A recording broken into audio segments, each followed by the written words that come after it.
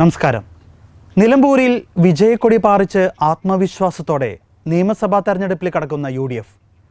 ആത്മവിശ്വാസം കൂടിയതിൻ്റെ പേരിലോ ധാർഷ്ട്യ നിലപാടുകളുടെ പേരിലോ 5 ഉപതെരഞ്ഞെടുപ്പിൽ 4ലും തോറ്റ അവസാനം സിറ്റിംഗ് സീറ്റ് വരെ നഷ്ടപ്പെടുത്തി LDF. തന്ത്രങ്ങളൊന്നും ഫലിക്കാതെ BJP. തോറ്റെങ്കിലും രാജാവായി തന്നെ PV അൻവർ. നിയമസഭാ ഇലക്ഷന് തൊട്ടു മുമ്പ് നടന്ന ഈ സെമി ഫൈനൽ ഉപതെരഞ്ഞെടുപ്പ് ഫലം മുന്നോട്ട് വയ്ക്കുന്നത് എന്തെല്ലാം നമുക്ക് ചർച്ച ചെയ്യാം. നമ്മളോടൊപ്പം ഇന്ന് ചർച്ചയിൽ പങ്കെടുക്കുന്നത് ഫാദർ ജോൺസൺ തേക്കടയിൽ. അച്ഛൻ നിലമ്പൂർ സ്വദേശിയാണ്, പൊതുപ്രവർത്തനം കൂടിയാണ്. അച്ഛാ സ്വാഗതം. Father Antony Vadakkekara VC, Syro Malabar സഭയുടെ മുൻ PROയും വക്താവും മീഡിയ കമ്മീഷന്റെ സെക്രട്ടറിയുമായിരുന്നു അച്ഛൻ. അച്ഛനെയും നമുക്ക് ഏറ്റവും സ്നേഹത്തോടെ സ്വാഗതം ചെയ്യാം. അച്ഛാ സ്വാഗതം. അങ്ങനെ മറ്റൊരു ഉപതെരഞ്ഞെടുപ്പിൻ്റെ ഒരു ഫലം കൂടി വന്നിരിക്കുകയാണ്. ആദ്യമായി തന്നെ ജോൺസൺ അച്ഛനിലേക്ക് ഒന്ന് പോവാണ്. അച്ഛാ, വളരെ ആത്മവിശ്വാസത്തോടെ ഈ ഒരു ഉപതെരഞ്ഞെടുപ്പ് അത് പ്രഖ്യാപിച്ചതു മുതൽ നീങ്ങിയ UDFനെ, ഒറ്റക്കെട്ടായി നീങ്ങിയ UDFനാണ് നമ്മൾ കണ്ടത്. ഇപ്പോൾ ഈ ഒരു വിജയം അത് 3ാം തവണ പിണറായി വിജയൻ സർക്കാർ എന്ന് പറയുന്ന LDFൻ്റെ ഒരു വ്യാമോഹത്തിന്, ആ ഒരു മോഹത്തിനേറ്റ തിരിച്ചടിയാണോ? തീർച്ചയായിട്ടും ഈ ഒരു ഉപതെരഞ്ഞെടുപ്പ് ഒരു പക്ഷെങ്കിൽ വളരെ പ്രതീക്ഷയോടുകൂടിയാണ് LDF സർക്കാർ അതിൽ പങ്കെടുക്കാനായിട്ട് വന്നത് എന്നുള്ള നമുക്കറിയാം. ഫൈനൽ ഡേയിലാണ് അവരുടെ സ്ഥാനാർത്ഥിത്വത്തെ അവർ പ്രഖ്യാപിക്കുന്നത്. പ്രത്യേകിച്ച് പാർട്ടി ചിഹ്നത്തിൽ ഒരാളെ പ്രഖ്യാപിക്കാൻ ഇടയായിത്തീർന്നു. അത് വലിയ ശുഭപ്രതീക്ഷയായിരുന്നു പാർട്ടി അണികൾക്കൊക്കെ നൽകിയത്. ഈ നിലമ്പൂർ, പ്രത്യേകിച്ച് അദ്ദേഹം കുടിയേറ്റ മേഖലകളിലുള്ള ഒരു വ്യക്തിയായിരുന്നു.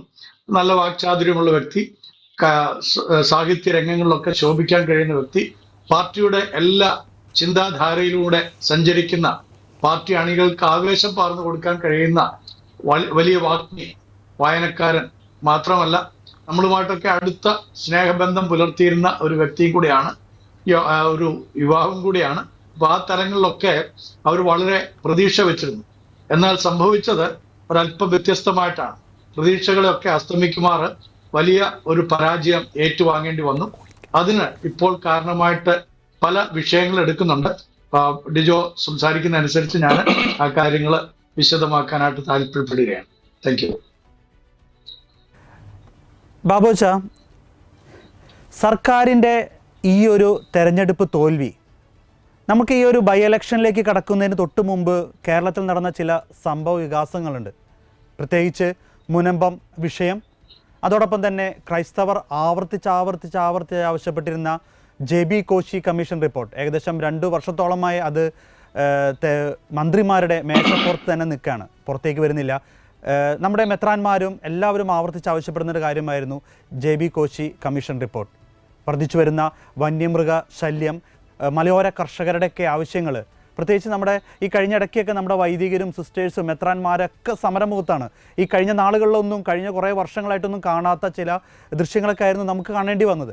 അപ്പോൾ അത്തരത്തിൽ നിന്നൊരു സർക്കാർ ഒരു ബൈ ഇലക്ഷന് സമീപിക്കുമ്പോൾ ഒട്ടും തന്നെ ഈ ഒരു കാര്യത്തിൽ, പ്രത്യേകിച്ച് ക്രൈസ്തവ സമൂഹത്തിൻ്റെ ഈ ആശങ്കയിൽ ഒരു തരത്തിലുമുള്ള പരിഗണനയും നൽകാതെ ഒരു ബൈ ഇലക്ഷനെ സമീപിക്കുന്ന കാഴ്ചയായിരുന്നു നമ്മൾ കണ്ടത്. ഈ ഒരു ഇലക്ഷൻ സമയത്തും ഈ ആവശ്യങ്ങൾ മുന്നോട്ട് വെച്ചിരുന്നു. ഈ ഒരു തോൽവി ഇത് സർക്കാരിന് കണ്ണു തുറക്കുമോ? നിലമ്പൂർ ബൈ ഇലക്ഷനിൽ വിജയിച്ച UDFന്റെ സ്ഥാനാർത്ഥി, നിയുക്ത MLA ആര്യാടൻ ഷൗക്കത്തിന് ആദ്യമേ തന്നെ ആശംസകളും അഭിനന്ദനങ്ങളും അറിയിക്കട്ടെ.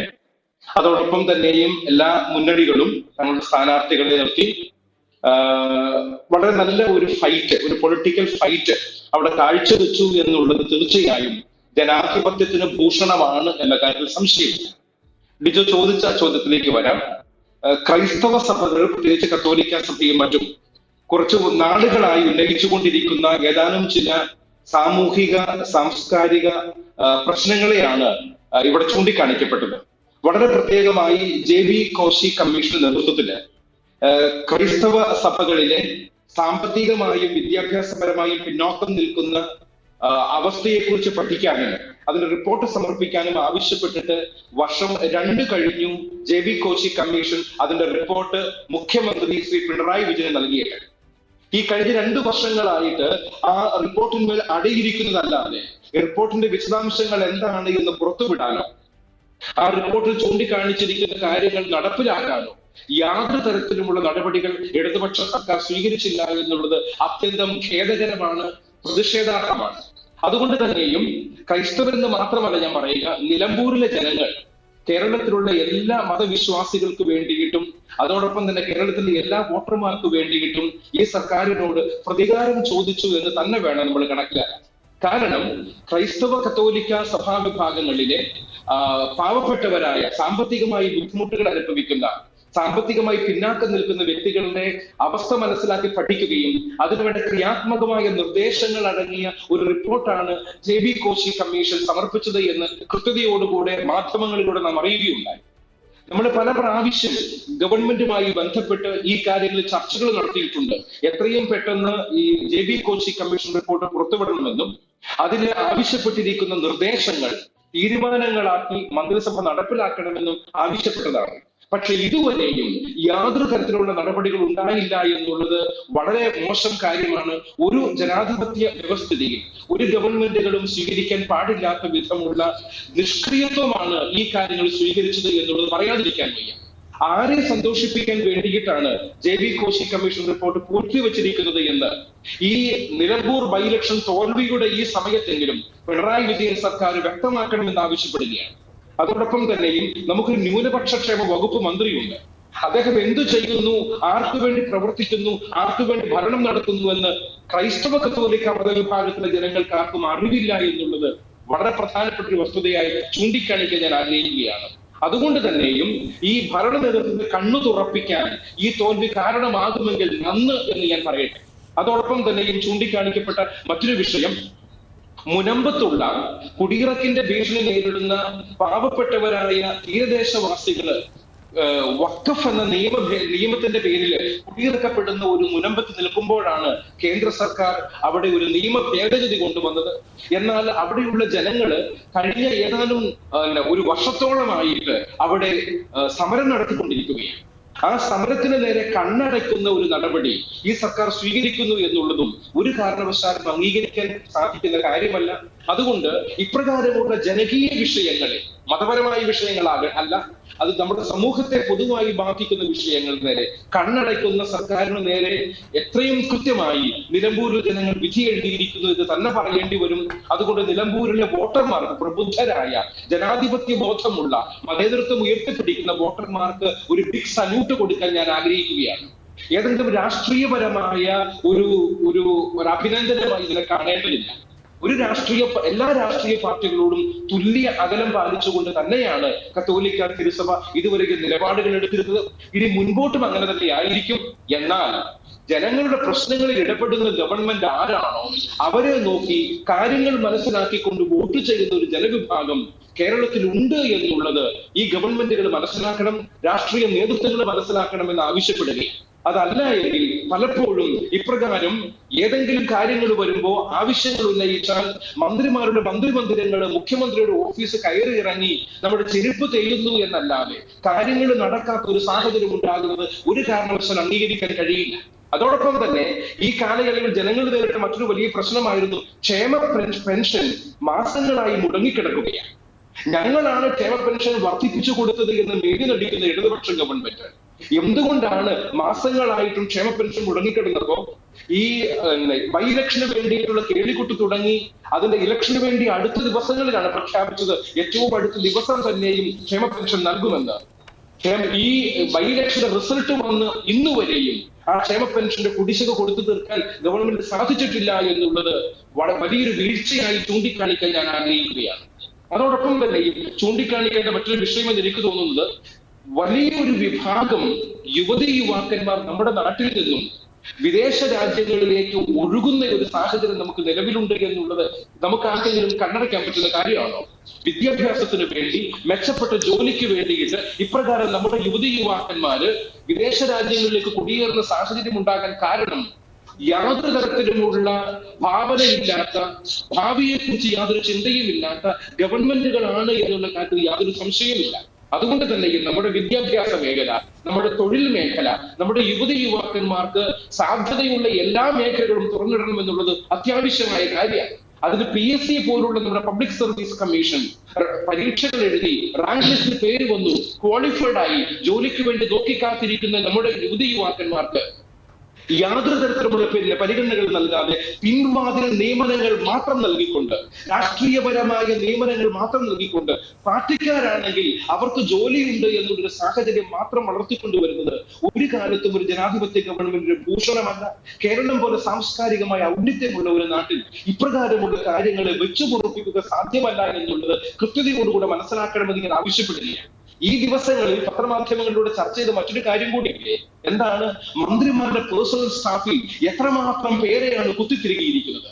കേരളത്തിലല്ലാതെ മറ്റൊരു സ്ഥലങ്ങളിൽ ഒരു സംസ്ഥാനത്തും കാണാൻ സാധ്യതയില്ലാത്ത ഒരു കാര്യമാണ്. 2 വർഷം ജോലി ചെയ്ത് കഴിഞ്ഞാൽ അവർക്ക് പെൻഷൻ ലഭിക്കുമെന്ന കാരണത്താൽ 84ഓളം പേഴ്സണൽ സ്റ്റാഫ് അംഗങ്ങളാണ് കഴിഞ്ഞ 2 വർഷങ്ങൾക്ക് മുമ്പായി പിണറായി വിജയന്റെ 2ാം സർക്കാരിൽ ജോലി ചെയ്ത് അവര് പെൻഷൻ വാങ്ങിക്കൊണ്ടിരിക്കുമ്പോൾ മറ്റു പുതിയ ആൾക്കാരെ നിയോഗിച്ചിരിക്കുന്നു.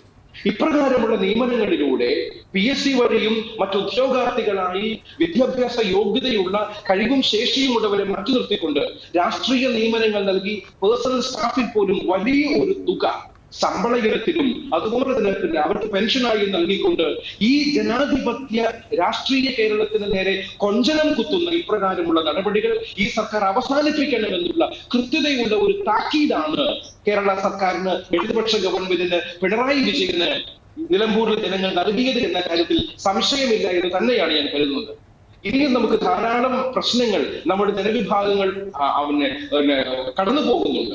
ആ കാര്യങ്ങൾ നമുക്ക് ഇനിയുള്ള ചർച്ചകളിലും സംസാരിക്കാമെന്നാണ് ഞാൻ കരുതുന്നത്. തീർച്ചയായിട്ടും സർക്കാരിൻ്റെ ഒരു ജനദ്രോഹ നയങ്ങൾക്കെതിരെയുള്ള ഒരു ജനവിധിയായിട്ട് നമുക്കിതിനെ കാണാൻ സാധിക്കും. ജോൺസൺ അച്ഛൻ നമ്മുടെ തന്നെ ഈ ഒരു ഇലക്ഷന് തൊട്ട് മുമ്പ് അവിടെ നിലമ്പൂരിൽ 3 രാഷ്ട്രീയ പാർട്ടികളെയും എല്ലാ ജനങ്ങൾ വിഭാഗങ്ങളുടെ ഇടയിലും എല്ലാം ഒരുപാട് പ്രവർത്തിച്ച് നമ്മൾ പ്രോഗ്രാമുമായി ബന്ധപ്പെട്ട് അവരുടെ ഇടയിലൂടെ പോയതാണ്. ആ സമയത്ത് ഇപ്പോൾ ബാബുച്ചൻ പറഞ്ഞിരുന്ന, വടക്കേരച്ചൻ പറഞ്ഞിരുന്ന ആ ഒരു സർക്കാരിനെതിരുള്ള ഒരു ജനവികാരം അത് അവിടെ നിന്ന് തിരിച്ചറിയാൻ സാധിച്ചിരുന്നു.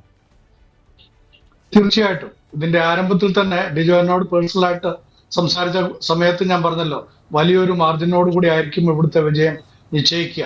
അപ്പൊ അതിന്റെ ഇടയ്ക്ക് കുറെ പൊളിറ്റിക്കൽ ജിമിക്സ് ഒക്കെ വന്നു. പ്രത്യേകിച്ച് നമുക്കറിയാവുന്ന പോലെ ശ്രീ PV അൻവർ രാജിവെച്ച സമയം, അത് എന്തിനാണ് രാജിവെച്ചത് എന്നുള്ളൊരു ചോദ്യം സാമാന്യ ജനങ്ങളുടെ മനസ്സിൽ നിന്ന് ഉയർന്നു വന്നതാണ്. അപ്പോൾ അദ്ദേഹം ഇപ്പോഴത്തെ സർക്കാരിനെതിരെയുള്ള ഒരു നിലപാടുമായിട്ടാണ് രാജിക്കത്ത് കൊടുത്തതെന്നാണ് അദ്ദേഹം വിവരിച്ചിരിക്കുന്നത്. എന്നാൽ അതിനുശേഷം അദ്ദേഹം ജനവിധി തേടാനായിട്ട് വന്നപ്പോൾ ജനങ്ങൾ അദ്ദേഹത്തെ കൈക്കൊള്ളുമോ ഇല്ലയോ എന്നുള്ളൊരു ചോദ്യം ജനങ്ങളുടെ മധ്യത്തിലൂടെ നമ്മൾ ചോദിച്ചപ്പോൾ അതിനകത്ത് ആരും പറയാത്ത ചില കാര്യങ്ങളിലേക്ക് നിങ്ങളെ കൊണ്ടുപോവുകയാണ്. എന്നോട് ഇത് കേൾക്കുന്ന ആർക്കും വിരോധം തോന്നരുത്. ഞാനിത് ഇവിടുത്തെ ജനങ്ങളുടെ പൾസ് മനസ്സിലാക്കിയിട്ട് പറയുന്നതാണ്. കാരണം ഞാനൊരു നൽബൂക്കാരനാണ്, ഞാൻ വോട്ട് ചെയ്തവനാണ്. എനിക്ക് ഇവിടുത്തെ എല്ലാ രാഷ്ട്രീയ പാർട്ടിക്കാരുമായിട്ട് നല്ല ബന്ധങ്ങളുണ്ട്.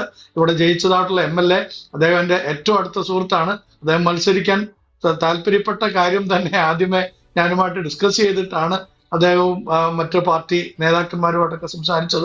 അതുപോലെ തന്നെ മോഹൻ ജോർജ് ആണെങ്കിൽ, അഡ്വക്കേറ്റ് മോഹൻ ജോർജ് ആണെങ്കിൽ എൻ്റെ സീനിയറാണ്. അദ്ദേഹത്തിന്റെ സഹോദരനും ഞാനും സെയിം കാലഘട്ടത്തിൽ കോളേജിൽ പഠിച്ചവരാണ്. അപ്പം എല്ലാ രാഷ്ട്രീയ പാർട്ടിക്കാരുമായിട്ടുള്ള നല്ല ബന്ധങ്ങളും നല്ല അടുപ്പവും ഉണ്ട്. മാത്രമല്ല സാമൂഹ്യ സാംസ്കാരിക രാഷ്ട്രീയ രംഗങ്ങളിലൊക്കെ അവരോടൊപ്പം പല മേഖലകളിൽ പ്രവർത്തിക്കാനുള്ള സാഹചര്യങ്ങൾ ലഭിക്കുന്ന ഒരു വ്യക്തി എന്നുള്ള നിലയിൽ 2 കാര്യങ്ങൾ വിശദമാക്കാൻ ആഗ്രഹിക്കുകയാണ്. ഈ ഇലക്ഷൻ ഡിക്ലെയർ ചെയ്ത സമയത്ത് ആദ്യമേ എൻ്റെ അടുക്കൽ ഒരു ജമാഅത്തെ ഇസ്ലാമിയിൽ വളരെ സ്ട്രോങ് ആയിട്ട് പ്രവർത്തിക്കുന്ന ഒരു സഹോദരനാണ്, ഒരു മുസ്ലിം സഹോദരൻ വന്നിട്ട് അദ്ദേഹം എന്നോട് പറഞ്ഞു, ഫാദറെ, ഈ പ്രാവശ്യം ഞങ്ങൾ അൻവറിനെയാണ് സപ്പോർട്ട് ചെയ്യാനായിട്ട് പോകുന്നത്. അപ്പൊ ഞാൻ എടുത്തു ചോദിച്ചു, നിങ്ങൾ അൻവറുമായിട്ട് യോജിച്ചു പോകാൻ കഴിയുമോ? അതെ, ഞങ്ങൾ അദ്ദേഹത്തിനാണ് ഞങ്ങളുടെ പിന്തുണ പ്രഖ്യാപിക്കാൻ പോകുന്നത്, അതാണ് നടത്താൻ പോകുന്നത്. അത് കഴിഞ്ഞ് ഇദ്ദേഹം നോമിനേഷൻ കൊടുത്തു കഴിഞ്ഞ് അതിന്റെ ശേഷമാണ് വെൽഫെയർ പാർട്ടി അഥവാ ജമാഅത്ത് ഇസ്ലാമി മാത്രമല്ല വെൽഫെയർ പാർട്ടിയിലുള്ളത് വേറെയും പല ക്രിസ്റ്റോ ഒക്കെ അതിനകത്തുള്ളതാണ്. അപ്പൊ അവര് പിന്തുണ പ്രഖ്യാപിച്ച UDF-നാണ്. അപ്പൊ അതിന്റെ വൈരുദ്ധ്യം എന്താണെന്ന് അറിയാൻ വേണ്ടി വീണ്ടും ഞാൻ അവരിൽപ്പെട്ട പല ആളുകളുമായിട്ട്, ഈ ചെറുപ്പക്കാരനടക്കം പല ആളുകളുമായിട്ട് സംസാരിച്ചപ്പോൾ ഒരു കാര്യം എനിക്ക് മനസ്സിലായി. ഇത് UDF-നെ പരാജയപ്പെടുത്താൻ വേണ്ടിയിട്ടൊരു തന്ത്രമായിരുന്നു. എന്താണെന്ന് വെച്ച് കഴിഞ്ഞാൽ, ഇവിടെയുള്ള ക്രൈസ്തവ മേഖലയിൽപ്പെട്ട ആളുകള്, അതുപോലെ ഹൈന്ദവ സഹോദരങ്ങള്, അവരെല്ലാം തന്നെ ഇപ്പോൾ ജയിച്ചിരിക്കുന്ന MLA-യുമായിട്ട് ഒരു അകലം പാലിക്കാൻ വേണ്ടിയിട്ട് ഇങ്ങനെ ഒരു പാർട്ടിക്കാര് അവർക്ക് അനുകൂലമായ നിലപാടെടുത്തു കഴിഞ്ഞാൽ സ്വാഭാവികമായിട്ട് അവിടുത്തെ ഒരു മത തീവ്രവാദികളുമായിട്ടുള്ള കൂട്ടുകെട്ടുണ്ടാവുന്നു എന്ന പ്രചരണം വരികയും തൽഫലമായിട്ട് ബാക്കിയുള്ള കമ്മ്യൂണിറ്റി എല്ലാം തന്നെ അവരിൽ നിന്ന് അകലുകയും ചെയ്യുമെന്നുള്ള ഒരു പൊളിറ്റിക്കൽ ഗെയിം ആയിരുന്നു വാസ്തവത്തില്. സത്യത്തിൽ ഇപ്പോൾ നമ്മൾ ഈ റിസൾട്ട് കാണുമ്പോൾ ഞാൻ അന്ന് ഇതെനിക്ക് തോന്നുന്നത്, ഞാൻ ഡിജോയുമായിട്ട് ഈ കാര്യം നേരത്തെ തന്നെ സംസാരിച്ചിട്ടുള്ളതാണ്, നമ്മൾ ചാനൽ ചർച്ചയിൽ വരാതിരുന്നതെന്ന് മാത്രമേ ഉള്ളൂ. അന്ന് ഞാൻ പറഞ്ഞാണ് സംഭവിക്കാൻ പോകുന്നത്. ജമാഅത്തെ ഇസ്ലാമിയും SDPI പോലുള്ള സംഘടനകൾ ശ്രീ PV അൻവറിനായിരിക്കും വോട്ട് കുത്തുക, അല്ലാതെ ശ്രീ ആര്യാടൻ ഷൗക്കത്തിന് അത് ലഭിക്കയില്ല എന്ന് ഞാൻ തറപ്പിച്ചു പറഞ്ഞു. കാരണം എനിക്കറിയാം ഇവരുടെ പൾസ്, അദ്ദേഹത്തിന്റെ നിലപാട് എന്താണെന്നുള്ളത് അറിയാം. ശ്രീ ആര്യാടൻ ഷൗക്കത്ത് എന്ന് പറയുന്നത് വളരെ നല്ല ഒരു മതേതരത്വ കാഴ്ചപ്പാടുള്ളവൻ മാത്രമല്ല, മതേതരത്വ കാഴ്ചപ്പാടോട് ജീവിക്കുകയും ക്രൈസ്തവ സമൂഹത്തിന് വേണ്ടി എക്കാലവും ശബ്ദിക്കുകയും ചെയ്ത പ്രിയപ്പെട്ട ആര്യാടൻ മുഹമ്മദ് ജിയുടെ മകനും കൂടിയാണ്. അപ്പൊ ആ ഒരു വലിയ ലെഗസിയുള്ള വ്യക്തി എന്നുള്ള നിലയിൽ ക്രൈസ്തവ സമൂഹത്തോട് എപ്പോഴും അടുത്തു നിൽക്കുന്ന ഒരു വ്യക്തിയാണ് ശ്രീ ആര്യാടൻ ഷൗക്കത്ത്. അപ്പൊ അദ്ദേഹത്തെ പിന്തുണയ്ക്കാൻ ഒരു കാരണവശാലും ഈ ജമാഅത്തെ ഇസ്ലാമിക്കോ SDPIക്കോ സാധിക്കുകയില്ല. ഞാനും ഈ രംഗങ്ങളിലൊക്കെ വർക്ക് ചെയ്യുന്ന ആളായതുകൊണ്ട് ഒരു കമ്പാരിസൺ പറയാണ്. എന്നെയും ശ്രീ ആര്യാടൻ ഷൗക്കത്തിനെയും കൂടെ നിർത്തിയിട്ട് ആരെയാണ് നിങ്ങളെ വെറുക്കുന്നത് ചോദിച്ചു കഴിഞ്ഞാൽ അവര് ചൂണ്ടി പറയുന്നത് ശ്രീ ആര്യാടൻ ഷൗക്കത്തിനെ ആയിരിക്കും. അത്രമാത്രം അദ്ദേഹം സാമൂഹ്യ പരിഷ്കരണത്തിന് വേണ്ടിയിട്ട് അവരുടെ ഇടയിൽ പ്രവർത്തിക്കുകയും അതോടൊപ്പം തന്നെ പാഠം എന്നൊരു വിലാപം എന്ന് പറയുന്ന ഒരു സിനിമ, അതോടൊപ്പം തന്നെ ദൈവനാമത്തിൽ, ഈ രണ്ട് വലിയ സിനിമകൾ അന്തർദേശീയ തലത്തിൽ പോലും ശ്രദ്ധയാർജിച്ച രണ്ട് സിനിമകൾ നിർമ്മിച്ചതും അത് കൊണ്ടുവന്നതൊക്കെ ഈ പ്രിയപ്പെട്ട ആര്യാടൻ ഷൗക്കത്താണ്. അപ്പൊ അദ്ദേഹത്തോടുള്ള അവരുടെ വാശിയും വൈരാഗ്യവും തീർത്താൽ തീർന്നല്ല. പക്ഷേ അത് ശ്രീ PV അൻവർ സാഹിബും ഈ ജമാഅത്തെ ഇസ്ലാമിയും കൂടെ ഒരുക്കിയതായിട്ടുള്ള ഒരു കെണിയായിരുന്നു. അത് തിരിച്ചറിയാൻ കഴിയാതെ പ്രതിപക്ഷ നേതാവ് അടക്കം പലരും ആ കെണിയിൽ വീണു എന്നുള്ള ഒരു സങ്കടം നമുക്കൊക്കെ ഉണ്ട്. അത് ക്രൈസ്തവ മേഖലയിൽ ഒരു വലിയ ചലനമുണ്ടാക്കി. നമുക്കറിയാവുന്ന പോലെ ഡിജോയുടെ ആവശ്യപ്രകാരം തന്നെ ഗുഡ്നസ് TVക്ക് വേണ്ടിയിട്ട് നമ്മളൊരു ഇന്റർവ്യൂ നമ്മുടെ ബഹുമാനനായിരിക്കുന്ന പ്രതിപക്ഷ നേതാവ്, ഞാൻ അദ്ദേഹത്തെ സല്യൂട്ട് ചെയ്യുകയാണ്. കാരണം അദ്ദേഹത്തിന്റെ ഒരു തന്മയത്വം ഈ കാര്യത്തിൽ വളരെ ശക്തമായിട്ടുണ്ടായിരുന്നുകൊണ്ടാണ് ശ്രീ PV അൻവറിനെ മാറ്റി നിർത്താനായിട്ട് ഇടയായിത്തീർന്നതും ഈ വിജയത്തിൽ അദ്ദേഹത്തിന് പങ്കില്ല എന്ന് ലോകത്തിന് മനസ്സിലാക്കി കൊടുക്കാൻ ഇടയായിത്തീർന്നു. വേറെ ആരെങ്കിലും ആയിരുന്നെങ്കിൽ, പ്രതിപക്ഷ നേതാവായിട്ട് മറ്റാരായിരുന്നെങ്കിലും ശ്രീ PV അൻവറുമായിട്ട് യോജിച്ചു പോവുകയും അത് ഒരു പക്ഷെങ്കിൽ ഇവിടുത്തെ കാൻഡിഡേറ്റിന്റെ പരാജയത്തിലേക്ക് നയിക്കുകയും ചെയ്തതിനെ എന്ന് യാതൊരു സംശയമില്ല. ഞാൻ സംസാരിക്കുന്നത് ഒരു നിലമ്പൂർക്കാരനായിട്ടാണ്. നിലമ്പൂരിലെ ജനതയുടെ പൾസ് മനസ്സിലാക്കിക്കൊണ്ടാണ്. ഒരു രാഷ്ട്രീയ നിരീക്ഷകൻ എന്നുള്ള നിലയിലല്ല. ഇവിടുത്തെ സാമാന്യ ജനങ്ങളുടെ മനസ്സ് കൃത്യമായിട്ട് അറിയുന്ന ഒരു വ്യക്തി, അവരോടൊപ്പം സഞ്ചരിക്കുന്ന, താഴേക്കടയിൽ ഉള്ള ആളുകളുമായിട്ട് പോലും സംസാരിക്കുകയും ഇടപെടുകയും അവരുമായിട്ട് ജീവിക്കുകയും ചെയ്യുന്ന ഒരു വ്യക്തി, അവരുടെ എല്ലാവരുടെയും മനസ്സിലെ ആഗ്രഹങ്ങളാണ് പരിഹരിക്കുന്നത്. അപ്പൊ ആ ഒരു ലെവലിൽ UDF-നെ കൊണ്ടെത്തിക്കുക, അല്ലെങ്കിൽ നല്ലൊരു ശക്തമായ നേതൃത്വം കൊടുക്കാൻ ശ്രീ നമ്മുടെ VD സതീശൻ സാറിന് സാധിച്ചു എന്നുള്ള സത്യമാണ്. അദ്ദേഹത്തോട് നമ്മൾ ഇന്റർവ്യൂ ചെയ്തപ്പോൾ ചോദിച്ചൊരു ചോദ്യം ഇതാണ്: എന്തിനാണ് അങ്ങ് ഈ ജമാഅത്തെ ഇസ്ലാമിയെ ന്യായീകരിക്കാൻ പോയത്? ഉടനെ അദ്ദേഹം പറഞ്ഞ മറുപടി വളരെ വളരെ കൃത്യമായിട്ടുള്ള മറുപടിയാണ് അദ്ദേഹം പറഞ്ഞത്. നമ്മുടെ ചാനലിൽ തന്നെ അത് പ്രക്ഷേപണം ചെയ്തല്ലോ. അതിനകത്ത് വളരെ കൃത്യമായിട്ട് അദ്ദേഹം പറഞ്ഞു, അത് എന്റെ വാക്കുകളല്ല, ഇവിടുത്തെ ബഹുമാനപ്പെട്ട മുഖ്യമന്ത്രി പറഞ്ഞ കാര്യങ്ങൾ, ജമാഅത്തെ ഇസ്ലാമിയെ കുറിച്ച് മുഖ്യമന്ത്രി പറഞ്ഞ കാര്യങ്ങളാണ് ഞാൻ എടുത്തു പറഞ്ഞത്. വാക്കുകളായിട്ട് കൊടുത്തു എന്നുള്ളതാണ് അദ്ദേഹത്തിന്റെ പരാമർശം. അപ്പൊ ഒരു കാര്യം നമ്മൾ ഓർക്കണം, ഇവിടെ ഒരുപാട് രാഷ്ട്രീയ ഗെയിംസ് ഇതിന്റെ ഇടയിൽ നടന്നു. ആ ഗെയിംസിൽ ഒന്നും തന്നെ ഇവിടുത്തെ സാധാരണ പോയില്ല. അവർക്ക് കൃത്യമായിട്ട് അറിയാം ആര് ജയിക്കണം. പിടിച്ചതായിട്ടുള്ള ശ്രീ PV അൻവർ പിടിച്ചതായിട്ടുള്ള വോട്ടുകൾ ഒന്നും തന്നെ മതേതരത്വവാദികളുടെ വോട്ടുകളല്ല എന്നുള്ളതും കൂടെ എല്ലാവരും അറിയണം. ശരിക്കും മതേതരവാദികളായിട്ടുള്ള ആളുകളുടെ വോട്ടുകളെല്ലാം തന്നെ ശ്രീ ആര്യാടൻ ഷൗക്കത്തിനും അതുപോലെ ഇടതുപക്ഷത്തിലേക്കും നീങ്ങി എന്നുള്ളതിന് യാതൊരു സംശയമില്ല. അപ്പോൾ ഇതാണ് വാസ്തവത്തിൽ ഇവിടെ സംഭവിച്ച ഒരു ചരിത്രം. തീർച്ചയായിട്ടും ഈ ഒരു കാര്യം വരുമ്പോൾ വർഗീയത ഏറെ ചർച്ച ചെയ്യപ്പെട്ട ഒരു ഉപതെരഞ്ഞെടുപ്പും കൂടിയായിരുന്നു ഈ നിലമ്പൂർ ഉപതെരഞ്ഞെടുപ്പ് നടന്നത്. കാരണം രണ്ട് മുന്നണികളും, ഇപ്പോൾ അത് UDF ആയിരിക്കോട്ടെ LDF ആയിരിക്കോട്ടെ, പ്രത്യേകിച്ച് ഈ ഒരു ഉപതെരഞ്ഞെടുപ്പ് നടക്കുന്ന അതേ സമയത്തായിരുന്നു ഇസ്രയേലും ഇറാനും തമ്മിലുള്ള യുദ്ധം നടന്നതും. ആ സമയത്ത് പോലും പരസ്യമായി തന്നെ ഇസ്രയേലിനെ തള്ളിപ്പറയാൻ മുന്നണികളും മത്സരിച്ചു എന്ന് നമുക്ക് കാണാൻ സാധിക്കും. അതെല്ലാം അവിടെയുള്ള ഒരു ഒരു മുസ്ലിം ഭൂരിപക്ഷം കൂടുതലുള്ള ഒരു മണ്ഡലത്തിൽ നിന്നുള്ള വോട്ടുകൾ ലഭിക്കാൻ എന്ന രീതിയിലൊക്കെ ആയിരിക്കാം. എങ്കിലും മറ്റൊരു കാര്യം, ഇപ്പോൾ നമുക്ക് BJPയുടെ സ്ഥാനാർത്ഥി, അദ്ദേഹം ഒരു ക്രൈസ്തവ സ്ഥാനാർത്ഥിയാണ് അവരവിടെ വെച്ചിരുന്നത് മലപ്പുറത്ത്. അതൊരു പക്ഷേ ക്രൈസ്തവരുടെ വോട്ടുകളെല്ലാം ഏകീകരിക്കുക. നമുക്കറിയാം ഇതൊരു എന്താ പറയുക, ഒരു മലയോര കർഷകരുടെ മേഖലയാണ്. മലയോര കർഷകർ ഒരുപാട് പേർക്ക് വേണ്ടി, ഇപ്പോൾ ക്രൈസ്തവരായാലും ഒരുപാട് പ്രശ്നങ്ങൾ നേരിടുന്ന മേഖലയാണ്. അപ്പോൾ അവിടെയെല്ലാം ക്രൈസ്തവ വോട്ടുകളെല്ലാം കൊണ്ടുവരിക എന്ന ലക്ഷ്യത്തോടെയാണ് BJP ഒരു ക്രൈസ്തവനെ ആ ഒരു തെരഞ്ഞെടുപ്പിൽ സ്ഥാനാർത്ഥിയാക്കി നിർത്തിയത്. എനിക്ക് വടക്കേക്കരച്ചനോടാണ്, അച്ചാൽ ഈ ഒരു സ്ഥാനാർത്ഥി നിർണ്ണയം, ഈ ഒരു തന്ത്രം BJPയുടെ അത് യഥാർത്ഥത്തിൽ ഫലവത്തായില്ലേ? അല്ലെങ്കിൽ ക്രൈസ്തവനെ വെച്ചാൽ ക്രിസ്ത്യാനികളെല്ലാം BJPക്ക് വോട്ട് ചെയ്യും എന്നൊരു ധാരണ BJPക്ക് ഉണ്ടോ? മതവും രാഷ്ട്രീയവും പരസ്പരം കലർത്തപ്പെടാൻ പാടില്ല എന്ന് കരുതുന്ന ഒരു രാഷ്ട്രീയ നിരീക്ഷകനാണ് ഞാൻ. അതുകൊണ്ട് തന്നെയും മതം രാഷ്ട്രീയത്തിൽ ഇടപെടുന്നതോ തിരിച്ച് രാഷ്ട്രീയം മതപരമായ കാര്യങ്ങളിൽ ഇടപെടുന്നതോ ഒട്ടും ആശാസ്യകരമല്ല എന്ന് തന്നെയും ഞാൻ ചിന്തിക്കുന്നു. അതോടൊപ്പം തന്നെ നമ്മൾ മനസ്സിലാക്കേണ്ടത്, നമ്മൾ എപ്പോഴും രാഷ്ട്ര നിർമ്മാണത്തിന് വേണ്ടി അധ്വാനിക്കുന്നവരാണ്, അതിനുവേണ്ടി പ്രയത്നിക്കുന്നവരാണ് എന്ന കാര്യത്തിൽ യാതൊരു സംശയവുമില്ല. മത തീവ്രവാദം എന്ത് തന്നെയായാലും അത് ഭൂരിപക്ഷ വർഗീയതയായാലും ന്യൂനപക്ഷ വർഗീയതയായാലും ഒരുപോലെ എതിർക്കപ്പെടേണ്ടതാണ് എന്ന കാര്യത്തിൽ നമുക്ക് ആർക്കും ഒരു സംശയവുമില്ല എന്ന് തന്നെയാണ് ഞാൻ കരുതുന്നത്. ഇവിടെ ചോദ്യം, NDA സഖ്യം ഒരു ക്രൈസ്തവനെ അവിടെ സ്ഥാനാർത്ഥിയാക്കിയിലൂടെ നൽകിയ സന്ദേശം എന്താണ് എന്ന ചോദ്യത്തിന് മറ്റൊരു രാഷ്ട്രീയ പാർട്ടിയിൽ നിന്നും രാജിവെപ്പിച്ച് രായ്ക്ക് രായ്മാനം എന്ന് പറയുന്നത് പോലെ നോമിനേഷൻ കൊടുക്കുന്നതിന് ആ ദിവസം തന്നെയും BJP അംഗത്വം കൊടുത്ത് ഒരാളെ സ്ഥാനാർത്ഥിയാക്കി കൊണ്ടുവരുമ്പോൾ അദ്ദേഹത്തിന്റെ മതം നോക്കിയിട്ടാണ് വോട്ട് ചെയ്യുന്നത് എന്ന് വന്നു കഴിഞ്ഞാൽ നമ്മുടെ സാംസ്കാരിക കേരളത്തിന്റെ ഔന്നത്യം എവിടെ നിൽക്കുന്നു എന്ന് ചിന്തിക്കേണ്ടിയിരിക്കുന്നു. ഒരുപക്ഷെ ക്രൈസ്തവരെ പ്രീണിപ്പിക്കാൻ വേണ്ടിയിട്ട് മോദി ഗവൺമെന്റിന്റെ നേതൃത്വത്തിൽ ഭാരതീയ ജനതാ പാർട്ടിയും NDA സഖ്യവും ഒക്കെ പല ആവർത്തി നമ്മുടെ അരമനകളിലൂടെയും നമ്മുടെ വൈദികരുടെ അടുക്കലും മത നേതാക്കന്മാരുടെ അടുക്കലും ഒക്കെ വന്നു പോകാറുണ്ട്. പക്ഷെ അപ്രകാരമുള്ള ഗിമിക്കുകൾ കൊണ്ടൊന്നും സാംസ്കാരികമായ ഔന്നത്യമുള്ള ജനാധിപത്യ ബോധമുള്ള നമ്മുടെ സാധാരണക്കാരായ മനുഷ്യരെ ഇനി കബളിപ്പിക്കാൻ സാധ്യമല്ല എന്നുള്ളത് ഇനിയെങ്കിലും നമ്മുടെ ഭരണകർത്താക്കൾ തിരിച്ചറിയണം. ഇത് കേന്ദ്ര ഗവൺമെന്റിനെതിരെയുള്ള കുറ്റപത്രമായിട്ടല്ല ഞാൻ പറയുക, മറിച്ച് ഹിന്ദുത്വ അജണ്ട കൃത്യമായി നടപ്പിലാക്കാനുള്ള ഉദ്ദേശത്തോടുകൂടെ പ്രവർത്തിച്ചുകൊണ്ടിരിക്കുന്ന ഒരു ഗവൺമെന്റ് എപ്രകാരമാണ് മറ്റു മതവിശ്വാസികളെ ഇൻക്ലൂസീവായി കാണാൻ വേണ്ടി ശ്രമിക്കുന്നത്? പലപ്പോഴും സംസാരങ്ങളിൽ അപ്രകാരമൊക്കെ ഉണ്ടെങ്കിലും നമുക്കറിയാം മുനമ്പത്ത് പോലും സംഭവിച്ച കാര്യം എന്താണ്, നമ്മൾക്ക് പ്രതീക്ഷിച്ച കാര്യമല്ല. ഞാൻ 2 ദിവസം മുനമ്പത്ത് പോയി മുനമ്പത്ത് സമരമിരിക്കുന്ന ജനങ്ങളോടൊപ്പം ഇരുന്ന ഒരാളാണ്. അവിടെ വെച്ച് പല ആവർത്തി ഞാൻ സംസാരിക്കുകയും ചെയ്തിട്ടുണ്ട്, മാധ്യമങ്ങളെയും കണ്ടതാണ്.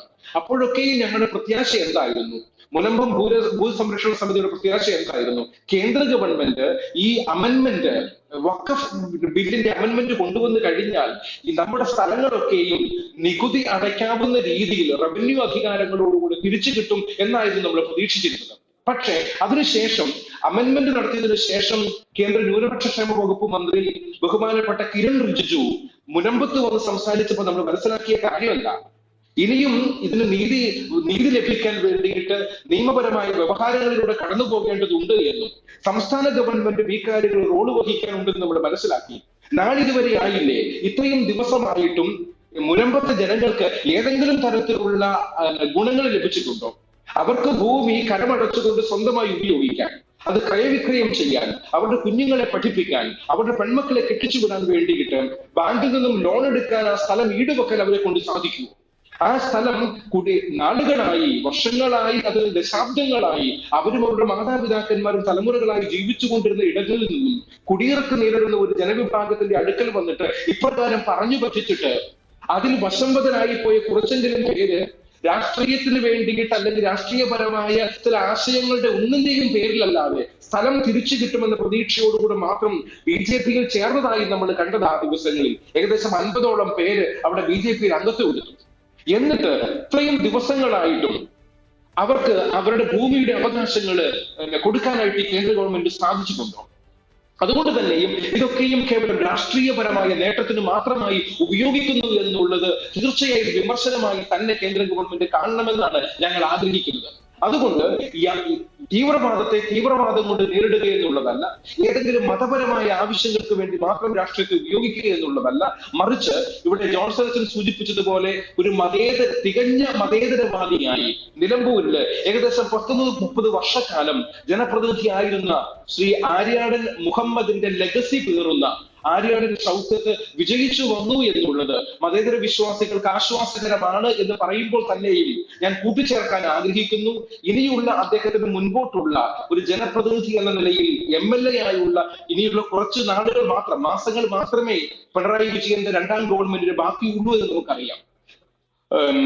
ആര്യാടൻ ഷൗക്കത്തിന് തെളിയിക്കേണ്ട ഒരു കാര്യമുണ്ട്. അദ്ദേഹത്തിന്റെ ഫാദറിന്റെ ബാപ്പയുടെ ലെഗസി പേറുന്നു എന്ന് മാത്രമല്ല, ഞാനും ഒരു ജനകീയനാണ്, അതല്ലെങ്കിൽ ഞാനും ഒരു മതേതരനാണ് എന്ന് നാളിതുവരെയും അദ്ദേഹത്തിന്റെ പ്രവർത്തനങ്ങളിലൂടെ തെളിയിച്ചിട്ടുണ്ടെങ്കിലും ഇനി മുൻപോട്ട് നിലമ്പൂരിലെ ജനങ്ങൾക്ക് വേണ്ടി ജീവിക്കാൻ, ജനങ്ങൾക്ക് വേണ്ടി പ്രവർത്തിക്കാൻ അദ്ദേഹം തയ്യാറാകുന്നതിലൂടെ മാത്രമേ രാഷ്ട്രീയപരമായി ജനങ്ങളുടെ അംഗീകാരം നേടിയെടുക്കാൻ വീണ്ടും അദ്ദേഹത്തിന് സാധിക്കുകയുള്ളൂ. അതല്ലെങ്കിൽ ഏതാനും മാസങ്ങൾക്കുള്ളിൽ തന്നെയും കേരളം മുഴുവനായും ഒരു ഇലക്ഷനിലേക്ക് പോകേണ്ടുന്ന, പൊതു തെരഞ്ഞെടുപ്പിലേക്ക് പോകേണ്ടുന്ന സാഹചര്യം വരും. അല്ലെങ്കിൽ തിരിച്ചടി കിട്ടുമെന്ന കാര്യത്തിൽ ഒരു സംശയവും വേണ്ട. അതുകൊണ്ട് തന്നെ ഞാൻ ഇപ്പോൾ തന്നെ ഒരു വാർണിംഗ് എന്ന രീതിയിൽ ആരെയും വാൺ ചെയ്ത് നിർത്താൻ വേണ്ടിയിട്ടല്ല, മറിച്ച് ഒരു കോഷൻ പറയുകയാണ്. മുമ്പോട്ട് നമ്മൾ നോക്കുമ്പോൾ എപ്രകാരമാണോ ജനങ്ങൾക്ക് വേണ്ടിയിട്ട്, ജനങ്ങളുടെ ആവശ്യങ്ങൾക്ക് വേണ്ടി നിലനിൽക്കുക, ഇപ്പൊ ജയിച്ചു കഴിഞ്ഞപ്പോൾ അദ്ദേഹം അതിനെക്കുറിച്ചൊക്കെ സംസാരിക്കുന്നുണ്ട്. ഇനി മുൻപോട്ടും ആ സംസാരങ്ങൾ പ്രായോഗികമായി ജീവിതത്തിൽ കൊണ്ടുവരാൻ അദ്ദേഹത്തിന് സാധിച്ചാൽ മാത്രമേ മുൻപോട്ടും ഇനിയും ഇലക്ഷനുകൾ വരും, ഇനിയും സ്ഥാനാർത്ഥികൾ ഉണ്ടാകും. കോൺഗ്രസിനും UDF-നും ഇനിയും വിജയിക്കണമെങ്കിൽ, അതല്ലെങ്കിൽ CPM-നും ഇടതുപക്ഷത്തിനും വിജയിക്കണമെങ്കിൽ നാളിതുവരെ പുലർത്തിപ്പോന്ന രാഷ്ട്രീയപരമായ പക്ഷപാതിത്വം ഇല്ലാത്ത രീതിയിൽ ജനങ്ങളുടെ ആവശ്യങ്ങൾക്ക് വേണ്ടി ഇടപെടാൻ വേണ്ടിയിട്ട് അവർ തയ്യാറാകണമെന്നുള്ള കാര്യത്തിൽ ഒരു സംശയവുമില്ല.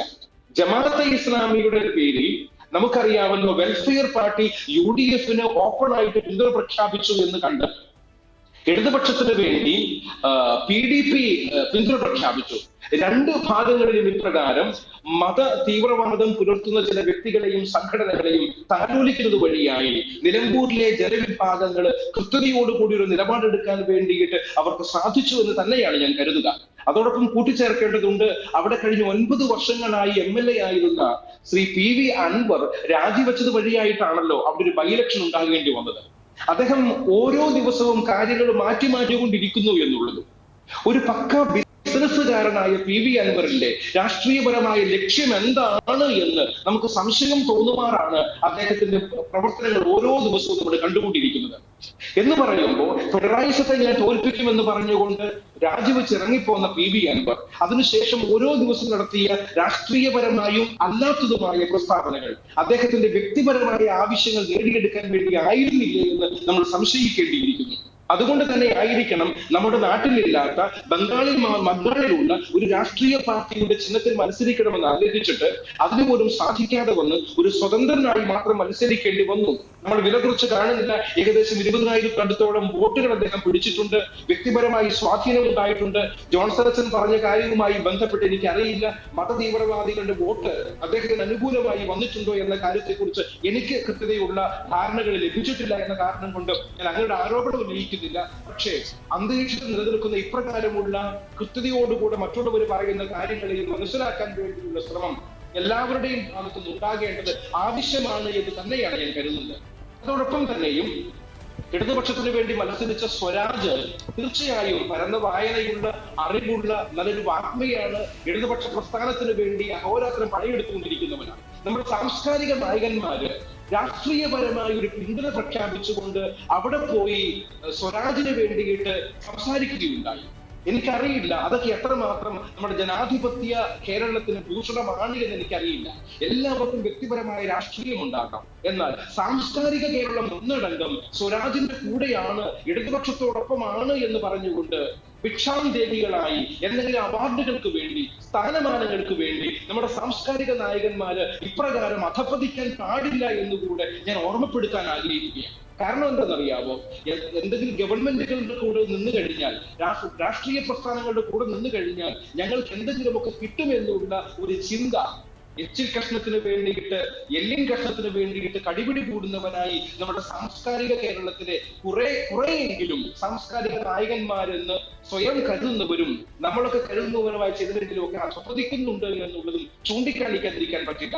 രാഷ്ട്രീയം നമുക്കൊക്കെ ഉണ്ട് വ്യക്തിപരമായിട്ട്, പക്ഷേ അതൊരു സംഘടനയ്ക്ക് വേണ്ടി മാത്രമായി ഉപയോഗിക്കുമ്പോൾ ഇപ്രകാരമുള്ള വിമർശനങ്ങളെ കാണാനും കേൾക്കാനും അവർ തയ്യാറാകേണ്ടിയിരിക്കുന്നു. അതല്ലാതെ അന്ധമായ രാഷ്ട്രീയ വിശ്വാസം കൊണ്ട് മാത്രം ഇപ്രകാരം മുൻപോട്ട് പോകുന്നതിനെ നമ്മൾ ചോദ്യം ചെയ്യുക തന്നെ ചെയ്യും എന്നുകൂടെ ഞാൻ ഓർമ്മപ്പെടുത്തുകയാണ്.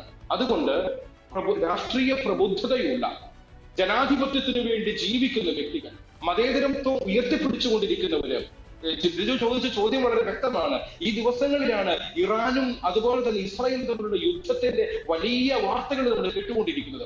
അവിടെയും എന്തുകൊണ്ടാണ് രാഷ്ട്രീയ പ്രസ്ഥാനങ്ങൾ ഇറാന് വേണ്ടി മാത്രമായി സംസാരിച്ചു കൊണ്ടിരിക്കുന്നത്, ഇസ്രായേലിൽ തള്ളി പറഞ്ഞുകൊണ്ടിരിക്കുന്നത്? കാരണം എന്താണെന്ന് ചോദിച്ചാൽ, ന്യൂനപക്ഷങ്ങൾക്കിടയിലെ ന്യൂനപക്ഷമായ ക്രൈസ്തവർക്ക് വേണ്ടി സംസാരിക്കാൻ ആരുമില്ലാത്ത ഒരവസ്ഥ.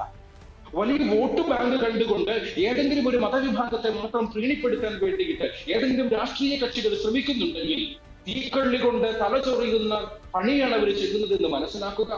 നിലമ്പൂരിൽ ഒരു ബൈ ഇലക്ഷൻ കൊണ്ട് മാത്രം കേരളത്തിൽ ഇലക്ഷനുകൾ അവസാനിക്കുന്നില്ലല്ലോ, തിരഞ്ഞെടുപ്പുകൾ ഇനിയും ഉണ്ടാകില്ലേ? അതുകൊണ്ട് തന്നെ നമ്മൾ എല്ലാവരും പ്രബുദ്ധതയുള്ളവരായതുകൊണ്ട്, വാർത്തകൾ ഓരോ നിമിഷവും നമ്മൾ കണ്ടുകൊണ്ടിരിക്കുന്നവരായതുകൊണ്ട് പിറ്റേ ദിവസത്തെ പത്രം വരാൻ വേണ്ടി കാത്തിരിക്കേണ്ട കാര്യമില്ലല്ലോ നമുക്കിന്ന്. അതല്ലെങ്കിൽ വൈകുന്നേരം ചർച്ചയ്ക്ക് വേണ്ടി കാത്തിരിക്കേണ്ടതില്ലല്ലോ. നമ്മുടെയൊക്കെ കൈവശമുള്ള മൊബൈൽ ഫോണിലൂടെ ഓരോ നിമിഷവും വാർത്തകൾ നമ്മൾ കണ്ടുകൊണ്ടിരിക്കുന്നു, അറിഞ്ഞുകൊണ്ടിരിക്കുന്നു. അതുകൊണ്ട് നമ്മളൊക്കെ പ്രബുദ്ധരായ ഒരു കേരളത്തിലാണ് ജീവിക്കുന്നത്, ഭാരതത്തിലാണ് ജീവിക്കുന്നത് എന്ന് എല്ലാ രാഷ്ട്രീയ നേതൃത്വങ്ങളും മനസ്സിലാക്കിയാൽ മുൻപോട്ട് ഇനി വരാൻ പോകുന്ന പൊതു തെരഞ്ഞെടുപ്പിൽ, അത് നമ്മുടെ ലോക്കൽ ബോഡി ഇലക്ഷൻസ് ആകട്ടെ, തദ്ദേശ സ്വയംഭരണ തെരഞ്ഞെടുപ്പുകളാകട്ടെ, അതുമല്ലെങ്കിൽ നമ്മുടെ നിയമസഭയിലേക്ക് വരാൻ പോകുന്ന തെരഞ്ഞെടുപ്പാകട്ടെ, അവയ്ക്കൊക്കെയുമുള്ള ഒരു ദിശാസൂചികയായി ഭരിക്കുന്ന ഇടതുപക്ഷ ഗവൺമെന്റിനുള്ള ഒരു ഷോക്ക് ട്രീറ്റ്മെന്റ് ആയി നമ്മുടെ ആര്യാടൻ ഷൗക്കത്ത് നേടിയിരിക്കുന്ന ഏകദേശം 12,000-ത്തോളം അടുത്തു വരുന്ന ഈ ഭൂരിപക്ഷം തീർച്ചയായും സൂചിപ്പിക്കുന്നുണ്ട് എന്ന കാര്യത്തിൽ സംശയമില്ല. അതുകൊണ്ട് തന്നെയും എല്ലാ രാഷ്ട്രീയ നേതൃത്വങ്ങളും മതവിഭാഗങ്ങളെ, അത് ന്യൂനപക്ഷങ്ങളാണെങ്കിൽ അവരുടെ അവകാശങ്ങൾ സംരക്ഷിക്കുന്നതിന് വേണ്ടി, ജനങ്ങളുടെ ആവശ്യങ്ങൾക്ക് വേണ്ടി നിലകൊള്ളാൻ തയ്യാറാകണമെന്ന കാര്യത്തിൽ ഒരു സംശയവുമില്ല. മുൻപോട്ട് അതിനുവേണ്ടി മാത്രമുള്ള അക്ഷീണ പ്രയത്നം ആര്യാടൻ ഷൗക്കത്ത് എന്ന നിയുക്ത MLA-യുടെ ഭാഗത്തു നിന്നുണ്ടായാൽ നിലമ്പൂരിന് നാളിതുവരെ നൽകിയ വാഗ്ദാനങ്ങൾ പാഴായില്ല എന്ന് വിശ്വസിക്കാൻ സാധിക്കുമെന്നാണ് ഞാൻ കരുതുന്നത്. വ്യക്തമാണ് അച്ഛാ, തിരികെ വരാം.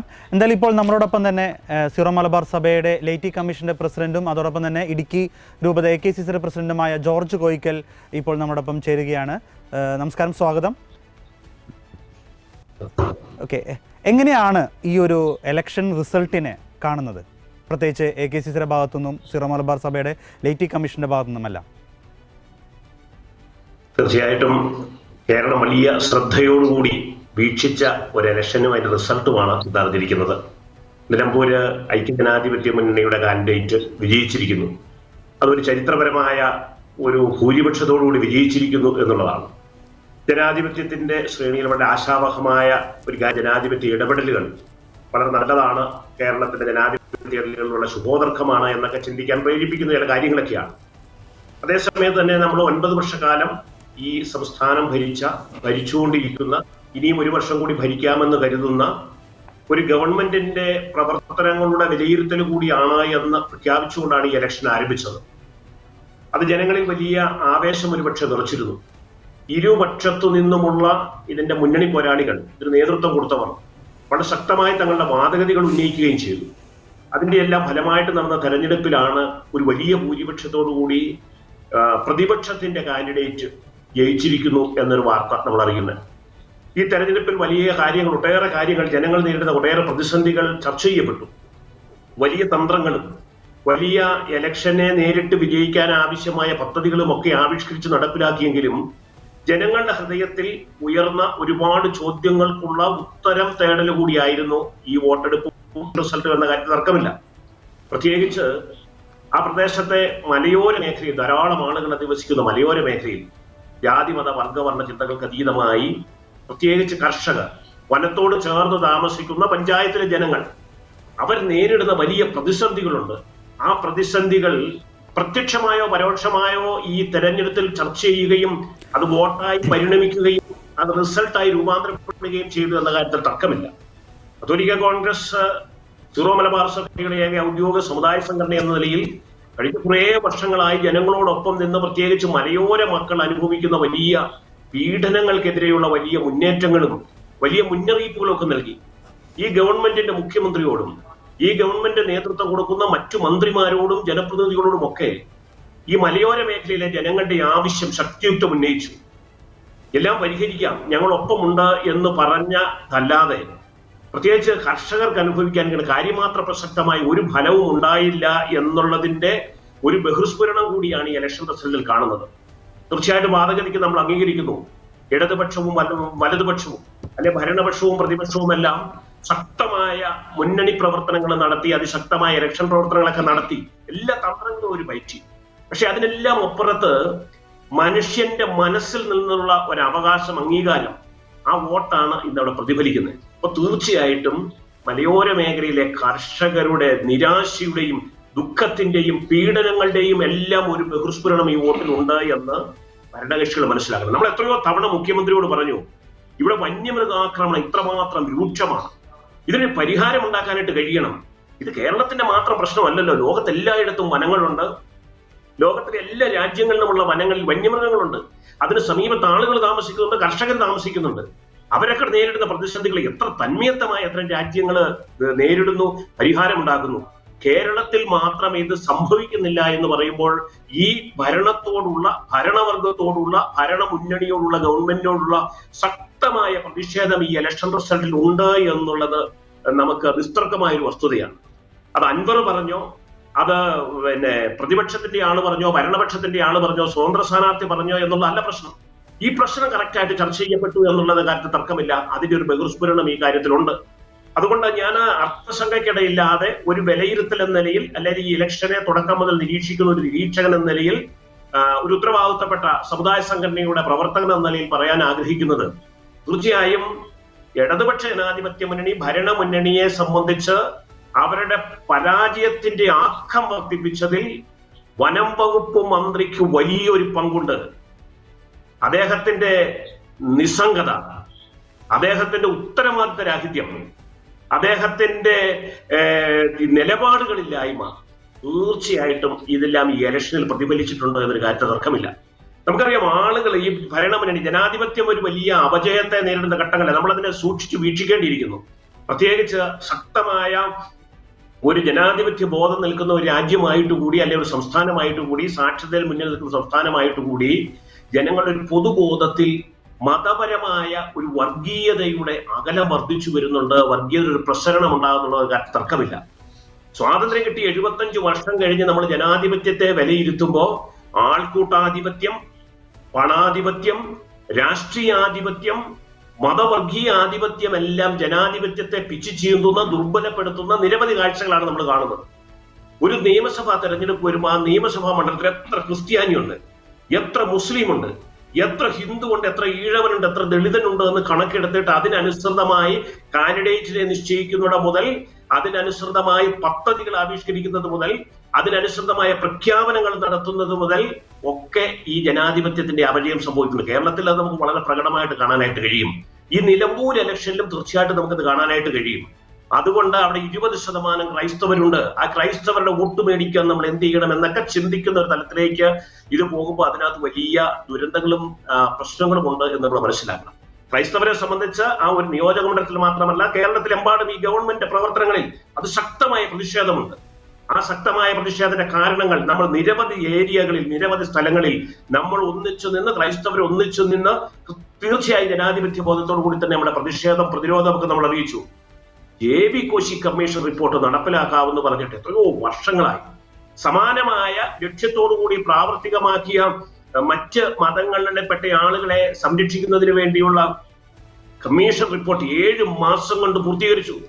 പാലോളി മുഹമ്മദ് കുട്ടി കമ്മീഷന്റെ റിപ്പോർട്ട് 7 മാസം കൊണ്ട് നടപ്പിലാക്കി. എത്രയും പദ്ധതികൾ ആവിഷ്കരിച്ച് നടപ്പിലാക്കി. സന്തോഷമുണ്ട്. തീർച്ചയായിട്ടും നമ്മുടെ സഹോദരങ്ങളാണ്, അവർ ജാതിയുടെ മതത്തെ. പക്ഷേ നമുക്ക് അർഹമായത് മറ്റൊരു ജനവിഭാഗത്തിന് അർഹമായത് നൽകുന്നില്ല എന്നുള്ള ഒരു വലിയ ദുഃഖം ഈ ജനതയുടെ മനസ്സിലുണ്ട് എന്ന് ഭരണകർത്താക്കൾ വായിച്ചറിയണം. ന്യൂനപക്ഷ ക്ഷേമ കമ്മീഷനിൽ, കോർപ്പറേഷനിൽ ക്രൈസ്തവരുടെ പ്രതിനിധികളെ ഉൾപ്പെടുത്തണം. ഒന്നാമത്തെ മെമ്പർ, അതിന്റെ തലവനായിരിക്കുന്ന ഒരു മതത്തിൽപ്പെട്ടയാളാണ് എങ്കിൽ രണ്ടാമത്തെയാൾ മറ്റൊരു മതത്തിൽപ്പെട്ടയാളായിരിക്കണമെന്ന നിർവചനത്തെയും വ്യാഖ്യാനത്തെയും വളരെ തന്ത്രപൂർവ്വം നിയമസഭയിൽ മാറ്റിമറിച്ച് അട്ടിമറിച്ച് അവരുടെ ഇംഗിതം നിറവേറ്റിയവർ, ഇഷ്ടം നിറവേറ്റിയവർ. ഒരു 2ാം ഘട്ടം അധികാരത്തിൽ വരുമ്പോൾ നമ്മളത് ശക്തമായിട്ട് പറഞ്ഞതാണ്. ഇതിനകത്തൊരു അനീതിയുണ്ട്, അത് നടപ്പിലാക്കാനായിട്ട്, മാറ്റം വരുത്താനായിട്ട് തയ്യാറായില്ല. അതിന്റെ ഒരു അമർഷം ഈ ജനങ്ങളുടെ ഹൃദയത്തിലുണ്ട്. പ്രത്യേകിച്ച് കർഷകരെന്ന നിലയിൽ അവരനുഭവിക്കുന്ന വലിയ പീഡനം, അവഗണന, അവർ നേരിടുന്ന വലിയ പ്രതിസന്ധി, ജീവിക്കാൻ ആവശ്യമായ സാഹചര്യം, പാടില്ലാത്ത സാഹചര്യങ്ങൾ, വന്യമൃഗാക്രമണത്തിന് പരിഹാരമില്ലായ്മ, അർഹമായ നഷ്ടം അതിന് നഷ്ടപരിഹാരം നൽകാതിരിക്കുക തുടങ്ങിയ എത്രയോ പ്രശ്നങ്ങൾ, വനാതിർത്തിയോട് ചേർന്നുള്ള പഞ്ചായത്തുകളിൽ അധിവസിക്കുന്ന മലയോര കർഷകരെ അതിശക്തമായി ബാധിക്കുന്ന ഈ പ്രശ്നങ്ങൾ ഇത് ഈ ഗവൺമെന്റ് ചർച്ച ചെയ്യണം. അടുത്ത നിയമസഭാ ഇലക്ഷൻ വരുന്നതിന് മുമ്പ്, ത്രിതല പഞ്ചായത്ത് തെരഞ്ഞെടുപ്പുകൾക്ക് വരുന്നതിന് മുൻപ് ഇതിന് പരിഹാരം ഉണ്ടാക്കാൻ കഴിഞ്ഞില്ലെങ്കിൽ രാഷ്ട്രീയം നോക്കിയിട്ടല്ല, അതിനപ്പുറത്ത് ജനങ്ങൾ സംഘടിച്ച് ശക്തരായി അവരുടെ ഉള്ളിലെ വിഷമം വോട്ട് രൂപേണ പ്രതിഫലിക്കുമ്പോൾ അപ്രതീക്ഷിതമല്ലാത്ത തെരഞ്ഞെടുപ്പ് പരാജയങ്ങളെ നേരിടേണ്ടി വരുമെന്ന് നമ്മൾ നൽകിയ മുന്നറിയിപ്പ് ഒരിക്കൽ കൂടി ഭരണപക്ഷത്തിന്റെ ഹൃദയത്തിൽ ഉണ്ടാവണം, അവരുടെ കർണപുടങ്ങൾ ഉണ്ടാവണമെന്ന് ഓർമ്മിപ്പിക്കുന്ന തെരഞ്ഞെടുപ്പായത്. അതുപോലെ തന്നെ പ്രതിപക്ഷ കക്ഷികളെ സംബന്ധിച്ചും നമുക്ക് ആ കാര്യത്തിൽ വലിയ ആശങ്കയുണ്ട്. ഒരു വോട്ട് ബാങ്ക് രാഷ്ട്രീയം, തലയെണ്ണി കാര്യങ്ങൾ തീരുമാനിക്കുന്ന ഒരു നിലപാട്, ഇത് ഭരണപക്ഷത്തു നിന്നുണ്ടായാലും നാളെ ഒരുപക്ഷെ ഭരണപക്ഷമായേക്കാവുന്ന ഇന്നത്തെ പ്രതിപക്ഷത്തിന്റെ ഭാഗത്തു നിന്നുണ്ടായാലും ജനങ്ങൾ ശക്തമായി സംഘടിക്കുകയും പ്രതികരിക്കുകയും ചെയ്യും എന്നുള്ള ഉത്തരബോധം അവർക്കുണ്ടാവുന്നത് നല്ലതാണ്. അതൊരു പൊതുബോധമായി രൂപാന്തരപ്പെടണം. ഈ ഇലക്ഷൻ റിസൾട്ടിനെ നമ്മൾ വിലയിരുത്തുമ്പോൾ തീർച്ചയായിട്ടും ഞാൻ ഈ സൂചിപ്പിച്ച, പ്രത്യേകിച്ച് ഒരു മതവിഭാഗം ക്രൈസ്തവർ നേരിടുന്ന നിരവധിയായ പ്രതിസന്ധികൾ, മതചിന്തകൾക്ക് അതീതമായി, ജാതിമത ചിന്തകൾക്ക് അതീതമായി കർഷകർ നേരിടുന്ന പ്രതിസന്ധികൾ, ഇതൊക്കെ ഈ തെരഞ്ഞെടുപ്പിന്റെ റിസൾട്ടിനെ സാരമായി ബാധിച്ചിട്ടുണ്ട് എന്ന് നിഷ്പക്ഷമായി നമ്മൾ വിലയിരുത്തുകയും മനസ്സിലാക്കുകയും ചെയ്യണം എന്ന കാര്യത്തിൽ തർക്കമില്ല. അതൊക്കെ ഈ തെരഞ്ഞെടുപ്പിൽ പ്രതിഫലിക്കുന്നുണ്ട് എന്നുള്ളത് തീർച്ചയായിട്ടും നമ്മൾ മനസ്സിലാക്കേണ്ടിയിരിക്കുന്നു എന്ന് ഞാൻ സൂചിപ്പിക്കാൻ ആഗ്രഹിക്കുക. തീർച്ചയായിട്ടും നിലമ്പൂർ പോലൊരു മലയോര മേഖലയിൽ, മലയോര കർഷകർ ഒരുപാട് ഉള്ള മേഖലയിൽ സർക്കാരിന് ഒരു ഏറ്റവും തിരിച്ചടി, അത് കഴിഞ്ഞ കുറേ നാളുകളായി സർക്കാർ ചെയ്തിരുന്ന, പ്രത്യേകിച്ച് ഈ ഒരു കർഷകരോട് കാണിച്ചിരുന്ന, മലയോര കർഷകരോട് കാണിച്ചിരുന്ന അവഗണന, തുടർച്ചയായ അവഗണന, ആവശ്യപ്പെട്ട് സമരം ചെയ്ത് വൈദികരും മെത്രാന്മാരും എല്ലാം പൊതുവീതിയിലും റോട്ടിലുമെല്ലാം ഇരുന്നിട്ട് പോലും അതൊന്നും കാണാതെ മുന്നോട്ട് പോയിക്കൊണ്ടിരുന്ന ഒരു സർക്കാരിനുള്ള ഒരു തിരിച്ചടി എന്ന രീതിയിൽ തന്നെ നമുക്ക് ഈ ഒരു ഇലക്ഷനെ നമുക്കതിനെ കാണാൻ സാധിക്കും. ആ ഒരു അർത്ഥത്തിലൂടെ നമുക്ക് വായിച്ചെടുക്കാൻ പറ്റും. സർക്കാർ കണ്ണു തുറന്നാൽ ഇനിയുള്ള ഇലക്ഷനിലേക്കെങ്കിലും അത് ഉപകാരപ്രദമാവും എന്ന് തന്നെ നമുക്ക് മനസ്സിലാക്കാം. അച്ഛാ, മറ്റൊരു കാര്യം, ജോൺസൺ അച്ഛൻ്റെ അടുത്തേക്കാണ് വരുന്നത്. ഈ PV അൻവർ അച്ഛൻ ഇതിൻ്റെ തുടക്കത്തിൽ തന്നെ ആദ്യം പറഞ്ഞൊരു കാര്യമുണ്ട്. PV അൻവർ, അദ്ദേഹത്തിന് ലഭിച്ച വോട്ടുകളെല്ലാം തന്നെ അത് ഈ പറഞ്ഞ പോലെ ഇവരുടെ ആയിരുന്നു, ഒരു വർഗീയവാദികളുടെ ആയിരുന്നു, വെൽഫെയർ പാർട്ടിയുടെ ആയിരുന്നു എന്ന് പറയുന്നു. പക്ഷേ വെൽഫെയർ പാർട്ടി പൊതുമധ്യത്തിൽ കോൺഗ്രസിന് പിന്തുണ പ്രഖ്യാപിച്ചു. അതുമായി ബന്ധപ്പെട്ട് ഒരുപാട് ചർച്ചകൾ വന്നിട്ടുണ്ടായിരുന്നു. പക്ഷേ ഈ PV അൻവർ എന്ന് പറയുന്ന ആ വ്യക്തിയുടെ, PV അൻവർ ഫാക്ടർ ഈ ഒരു തെരഞ്ഞെടുപ്പിൽ വളരെയധികം വലിയ റോള് വഹിച്ചിട്ടുണ്ട്. ഏകദേശം നമുക്ക് അറിയാൻ സാധിക്കും, അദ്ദേഹം 19,000-20,000-നടുത്ത് വോട്ടുകൾ നേടിയിട്ടുണ്ട്. 11% വോട്ടുകൾ അദ്ദേഹം കരസ്ഥമാക്കിയിട്ടുണ്ട്. ഒരു പക്ഷേ അദ്ദേഹം എന്ന് പറയുന്ന ഒരു വ്യക്തി, അദ്ദേഹം ഒരു സ്വതന്ത്രനായി മത്സരിച്ചിട്ട് പോലും ഇത്ര വോട്ടുകൾ നേടിയിട്ടുണ്ടെങ്കിൽ മറ്റ് 2 രാഷ്ട്രീയ പാർട്ടികളുടെ ഇടയിൽ അദ്ദേഹം നല്ലൊരു റോള് ഈ ഒരു തെരഞ്ഞെടുപ്പിൽ കാഴ്ചവെച്ചിട്ടില്ലേ? അതിനകത്ത് 2-3 കാര്യങ്ങളുണ്ട്. ഒന്ന്, അദ്ദേഹത്തിന് നമ്മുടെ ഈ നാട്ടില് കുറെ സ്വീകാര്യമായിട്ടുള്ള കാര്യങ്ങൾ ചെയ്യാൻ കഴിഞ്ഞിട്ടുണ്ട്. ഇവിടുത്തെ റോഡുകൾ, പല മലയോര മേഖലകളെ ബന്ധിപ്പിക്കുന്ന നല്ല റോഡുകൾ അദ്ദേഹം പണിതു. മാത്രമല്ല, ഇവിടെ സ്കൂളുകൾക്കൊക്കെ ഒരുപാട് ആനുകൂല്യങ്ങൾ കൊണ്ടുവരാനായിട്ട് അദ്ദേഹത്തിന് സാധിച്ചു. പൊതുവിൽ സർക്കാർ ചെയ്ത കാര്യങ്ങളെ ഇവിടെ കുറെ പ്രതിഫലിപ്പിച്ചു. അതിനകത്ത് 2-3 കാര്യങ്ങൾ മാത്രമേ അദ്ദേഹത്തിന് തെറ്റുപറ്റിയിട്ടുള്ളൂ. ബാക്കി കാര്യങ്ങളൊക്കെ നമ്മളൊക്കെ ആഗ്രഹിച്ച തരത്തിൽ തന്നെ ഇവിടെ കൊണ്ടുവരാൻ ഇടയായിത്തീർന്നു. എന്നാൽ തദ്ദേശീയ സ്വയംഭരണ സ്ഥാപനങ്ങളായിരിക്കുന്ന മുനിസിപ്പാലിറ്റി, നിലമ്പൂർ മുനിസിപ്പാലിറ്റി ഇവിടെ വേണ്ടുന്ന വിധത്തിലുള്ള ഒരു വികസനം കൊണ്ടുവന്നിട്ടില്ല. അതുകൊണ്ടാണ് ഇതൊരു LDFന്റെ കയ്യിലിരിക്കുന്ന മണ്ഡലത്തിൽ തന്നെ അവർക്ക് തിരിച്ചടിയേറ്റത്. ഇവിടുന്ന് അദ്ദേഹത്തിന് കാര്യമായിട്ടുള്ള വോട്ടുകളും ലഭ്യമായില്ല. എന്നാൽ മലയോര മേഖലകളിലുള്ള ജനങ്ങളുടെ ഹൃദയത്തിലേക്ക് അദ്ദേഹത്തിന് കയറിപ്പറ്റാൻ കഴിഞ്ഞ പല കാര്യങ്ങളാണ് ഞാൻ പറഞ്ഞത്. വികസനപരമായിട്ടുള്ള കാര്യങ്ങൾ, ഉൾപ്രദേശങ്ങളിലേക്കുള്ള ഒരുപാട് ത്വരിതപ്പെട്ട കാര്യങ്ങൾ അദ്ദേഹം ചെയ്യാനായിട്ട്, വികസന കാര്യങ്ങൾ ചെയ്യാനായിട്ട് സാധിച്ചിട്ടുണ്ട്. റോഡും മറ്റ് പാലങ്ങൾ, ആവശ്യമായിരിക്കുന്ന സംരക്ഷണങ്ങളൊക്കെ. പിന്നെ അദ്ദേഹത്തിന്റെ സംസാരങ്ങളൊക്കെ തന്നെ മലയോര കർഷകരെ ഫോക്കസ് ചെയ്തു വരുന്നത്. അപ്പൊ അതുകൊണ്ട് തന്നെ അത് ആരാണ് ശരിക്കും ഇത് സംസാരിക്കുന്നതിന് വേണ്ടിയിട്ട് ഇദ്ദേഹത്തെ കൊണ്ട് ഇത് സംസാരിപ്പിച്ച ആരാണെന്നും കൂടി നമ്മൾ നോക്കണം. അതിനൊരു രാഷ്ട്രീയ പാർട്ടിയുടെ നിറം ഇല്ലായിരുന്നു നമുക്ക് പറയാൻ പറ്റില്ല. അദ്ദേഹത്തിന് ഞാൻ പറഞ്ഞായിട്ടുള്ള രാഷ്ട്രീയ പാർട്ടിക്കാരുടെ ഫുൾ സപ്പോർട്ട് ഉണ്ടായിരുന്നു, അവരുടെ പിൻബലം ഉണ്ടായിരുന്നു. കൂടാതെ തന്നെ ഇസ്ലാമിക ഗ്രൂപ്പിൽ, മുസ്ലിം സഹോദരങ്ങളുടെ ഇടയിലുള്ള പ്രധാനപ്പെട്ട 2 ഗ്രൂപ്പുകളുണ്ട്. അതിനകത്ത് ഒരു ഗ്രൂപ്പിന്റെ പൂർണ്ണ പിന്തുണ അദ്ദേഹത്തിന് തന്നെയായിരുന്നു. അപ്പൊ നമ്മള് ഇവിടുത്തെ കൃത്യമായ കാര്യങ്ങളൊക്കെ മനസ്സിലാക്കാൻ കഴിയുന്ന ഒരു വ്യക്തി എന്നുള്ള നിലയിൽ എല്ലാ കാര്യങ്ങളും എനിക്ക് പൊതുവിൽ പറയാൻ കഴിയില്ല, എങ്കിലും പറയാവുന്ന കാര്യങ്ങൾ ഞാൻ പറയട്ടെ. അദ്ദേഹത്തിന് ജനമനസ്സുകളിൽ കിട്ടിയ സ്വാധീനം എന്ന് പറയുന്നത് അവരുടെ മനസ്സുകളിൽ കിട്ടിയ സ്വാധീനമാണ്. അദ്ദേഹം ഒരു നല്ല തികഞ്ഞ മതവാദിയായി തന്നെയാണ് പലപ്പോഴും രംഗപ്രവേശനം ചെയ്തിട്ടുള്ളത്, അതൊക്കെ നമുക്കറിയാം. മാത്രമല്ല അദ്ദേഹത്തിന് സമൂഹത്തിൽ നിന്ന് ലഭിക്കേണ്ടുന്ന ഒരുപാട് അനുകൂലപ്പെട്ട സാഹചര്യങ്ങളെ അദ്ദേഹം മുതലാക്കാനായിട്ട് അദ്ദേഹത്തിന് സാധിച്ചിട്ടുണ്ട്.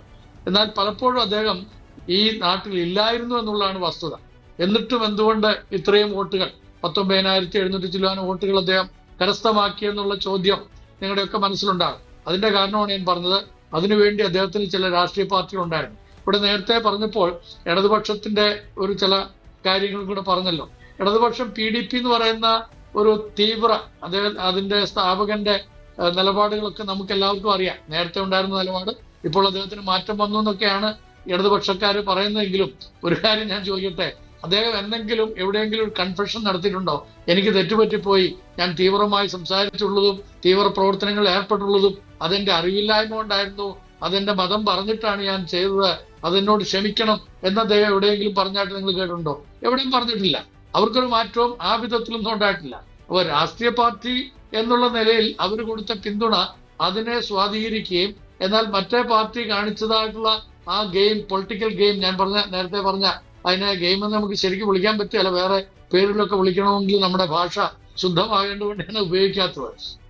അങ്ങനെയുള്ള കാര്യങ്ങൾ കാണിച്ച് ഇവിടുത്തെ മതേതര വിശ്വാസികളുടെ വോട്ടുകൾ ഭിന്നിപ്പിക്കാമെന്നുള്ള കുതന്ത്രം അവിടെ ശരിക്കും ഉപയോഗിക്കുകയും ചെയ്തു. അതില് ഒരുപാട് നമ്മുടെ ആളുകളൊക്കെ വീണു പോകേണ്ടിയായിരുന്നു. എന്നാൽ കൃത്യസമയത്ത് പലരും കൃത്യമായി തന്നെ ഇടപെട്ടു. അതുകൊണ്ട് തന്നെ ഇതിന്റെ നിജാവസ്ഥ പല ആളുകൾക്കും മനസ്സിലാക്കാനിടയായി. ഇനി മലയോര മേഖലകളിലേക്ക് വരാം. മലയോര മേഖലകളിൽ വന്യമൃഗങ്ങളുടെ ശല്യം നമുക്ക് മാത്രമല്ല എല്ലാ മനുഷ്യരും അഭിമുഖീകരിക്കുകയാണ്. പ്രത്യേകിച്ച് വനാന്തരങ്ങളിൽ കഴിയുന്ന ഒരുപാട് ട്രൈബൽ വിഭാഗത്തിൽപ്പെട്ട ആളുകളുള്ള ഒരു നിയോജക മണ്ഡലമാണിത്. 229 ട്രൈബൽ ഹാംലെറ്റ്സ് ഇവിടെയുണ്ട്. 229 ഹാംലെറ്റ്സ്. ഈ 229 ഹാംലെറ്റ്സിലായിട്ട് അതിനകത്ത് ഒരു 12% ഹാംലെറ്റ്സിലുള്ള ആളുകൾ കാട്ടിലാണ് പാർക്കുന്നത്. കാട്ടിലാണ്. നമ്മള് റോഡിൽ നിന്ന് ഇറങ്ങിയിട്ട്, നാട്ടിൽ നിന്ന് ഇറങ്ങിയിട്ട് നമ്മൾ 2 കിലോമീറ്റർ, 5 കിലോമീറ്റർ, 8 കിലോമീറ്റർ വനത്തിൽ കൂടെ സഞ്ചരിച്ചാൽ മാത്രമേ അവരുടെ ഗ്രാമങ്ങളിലേക്ക് എത്താൻ കഴിയുള്ളൂ. ഇപ്പോഴും അങ്ങനെ തന്നെയാണ് താമസിക്കുന്നത്. ഞാൻ ഓർക്കുന്നുണ്ട്, ശ്രീ ആര്യാടൻ ഷൗക്കത്ത് ഇവിടുത്തെ മുനിസിപ്പൽ ചെയർമാൻ ആയിരുന്ന സമയത്ത് അദ്ദേഹത്തിന്റെ മനസ്സിൽ വലിയ ആശയങ്ങളൊക്കെ ഉണ്ടായിരുന്നു. നമ്മളുമായിട്ട് ഷെയർ ചെയ്യുമായിരുന്നു. ഞാൻ പല ആശയങ്ങൾ അദ്ദേഹമായിട്ട് കമ്മ്യൂണിക്കേറ്റ് ചെയ്യും. അതെല്ലാം നമുക്ക് ഇംപ്ലിമെന്റ് ചെയ്യണമെന്ന് പറഞ്ഞുകൊണ്ട് അദ്ദേഹം ഈ ട്രൈബൽ വിഭാഗത്തിന് വേണ്ടിയിട്ട് സെൻട്രൽ ഗവൺമെന്റ് ഒരു പ്രോജക്റ്റുമായി ബന്ധപ്പെട്ട് അതിന്റെ ചുമതല എന്നെ ഏൽപ്പിക്കുകയുണ്ടായി. ഈ ജില്ലയുടെ അടിസ്ഥാനത്തിൽ തന്നെ 229 ആംബുലൻസില് അന്ന് PRA എടുക്കാനായിട്ട് നമ്മുടെ കോളേജുകളിൽ നിന്നാണ് കുട്ടികളെയൊക്കെ കൊണ്ടുവന്ന, നമ്മുടെ രാജഗിരി കോളേജിൽ നിന്നും അതുപോലെ തന്നെ സെന്റ് ജോസഫ് കോളേജിൽ നിന്നൊക്കെ ഉള്ള MSW വിദ്യാർത്ഥികളെ കൊണ്ടുവന്ന് ഈ ട്രൈബൽ കോളനികളിൽ എല്ലാം ഞങ്ങൾ സന്ദർശിച്ചു. ഈ പറഞ്ഞ ശ്രീ ആര്യാടൻ ഷൗക്കത്ത് ആ കോളനികളിലെല്ലാം എന്നോടൊപ്പം വന്നു എന്നുള്ളതാണ്. അവിടെ എല്ലാം ഞങ്ങൾ സഞ്ചരിക്കുകയും അവരുടെ എല്ലാം പേരുകൾ അറിഞ്ഞ് അവരെ പേര് ചൊല്ലി വിളിക്കുകയും ചെയ്യും. അപ്പം ഒരു ശരിക്കും ജനകീയനായിട്ടുള്ള ഒരു മനുഷ്യനാണ് ഈ ശ്രീ ആര്യാടൻ ഷൗക്കത്ത് എന്ന് പറയുന്നത്. നമുക്കറിയാവുന്ന പോലെ ഇവിടെ 3 കോളനികൾ, ആർക്കും കടന്നു ചെല്ലാൻ കഴിയാത്ത തരത്തില് വളരെ വിദൂരതയിലുള്ള 3 കോളനികൾ. ആ കോളനിയിൽ 2 കോളനിയുടെ പേര് അവര് അറിയപ്പെടുന്നത് തന്നെ ആര്യാടൻ കോളനി എന്നാണ്. കാരണം ശ്രീ ആര്യാടൻ മുഹമ്മദ് സാർ ഇവിടെ MLA ആയതിനു ശേഷമാണ് അവിടേക്ക് കരണ്ട് വരുന്നതും അവിടത്തേക്ക് യാത്ര അനുമതിയൊക്കെ ലഭിച്ച കാട്ടിൽ കൂടിയാണ്. അപ്പൊ അങ്ങനെയൊക്കെയുള്ള സാഹചര്യങ്ങളൊക്കെ ഉണ്ടായിരുന്നു. അപ്പൊ അതുകൊണ്ട് അവിടുത്തെ ആളുകളെയൊക്കെ പേര് പറഞ്ഞ് വിളിക്കാനുള്ള സ്വാതന്ത്ര്യവും അറിവും ഒക്കെ ഇദ്ദേഹത്തിനുണ്ടായിരുന്നു. എന്നാൽ മറ്റേ LDF-ന്റെ കാൻഡിഡേറ്റ് വളരെ, ഞാൻ എന്തിനാ ഇത് പറയുന്നത് വെച്ച് കഴിഞ്ഞാൽ, ഇനി ആരൊക്കെ എവിടൊക്കെ നമ്മുടെ കൂട്ടത്തിൽ നിന്നൊക്കെ മത്സരിക്കാൻ പോകുന്നുണ്ടോ അവരൊക്കെ അറിഞ്ഞിരിക്കേണ്ട ഒരു കാര്യമുണ്ട്. നിങ്ങൾക്ക് അറിവുകൾ ഉണ്ടാകും, നിങ്ങൾക്ക് പുസ്തകപരിജ്ഞാനം ഉണ്ടാകും, ലോക അറിവുകൾ ഉണ്ടാകും, പക്ഷെ മനുഷ്യരെ അറിയുന്നില്ലെങ്കിൽ നിങ്ങൾ അമ്പെ പരാജയപ്പെടും എന്നുള്ളതിന് യാതൊരു സംശയവുമില്ല. അദ്ദേഹത്തിന്റെ സ്വന്തം നാട്ടിൽ പോലും, ഞാൻ പറയുന്നത് LDF-ന്റെ കാൻഡിഡേറ്റിനെ കുറിച്ചാണ്, അദ്ദേഹത്തിന്റെ സ്വന്തം നാട്ടിലുള്ള ആളുകളുടെ പേര് പോലും അദ്ദേഹത്തിന് കൃത്യമായിട്ട് അറിയത്തില്ലെങ്കിൽ പിന്നെ എങ്ങനെയാണ് അവര് അദ്ദേഹത്തെ സഹായിക്കുക എന്നുള്ളതാണ് ചില ആളുകൾ, ആ പ്രദേശത്തു നിന്നുള്ള ആളുകളൊക്കെ എന്നോട് ചോദിച്ചത്. അപ്പൊ ഒരു കാര്യം എനിക്ക് വളരെ സ്പഷ്ടമായിട്ട് പറയാൻ കഴിയും, ഇവിടെ PV അൻവർ നടത്തിയിട്ടുള്ള ഒരുപാട് നല്ല കാര്യങ്ങളുണ്ട്, അതൊക്കെ അനുമോദിക്കുന്നു. എന്നാൽ കാര്യം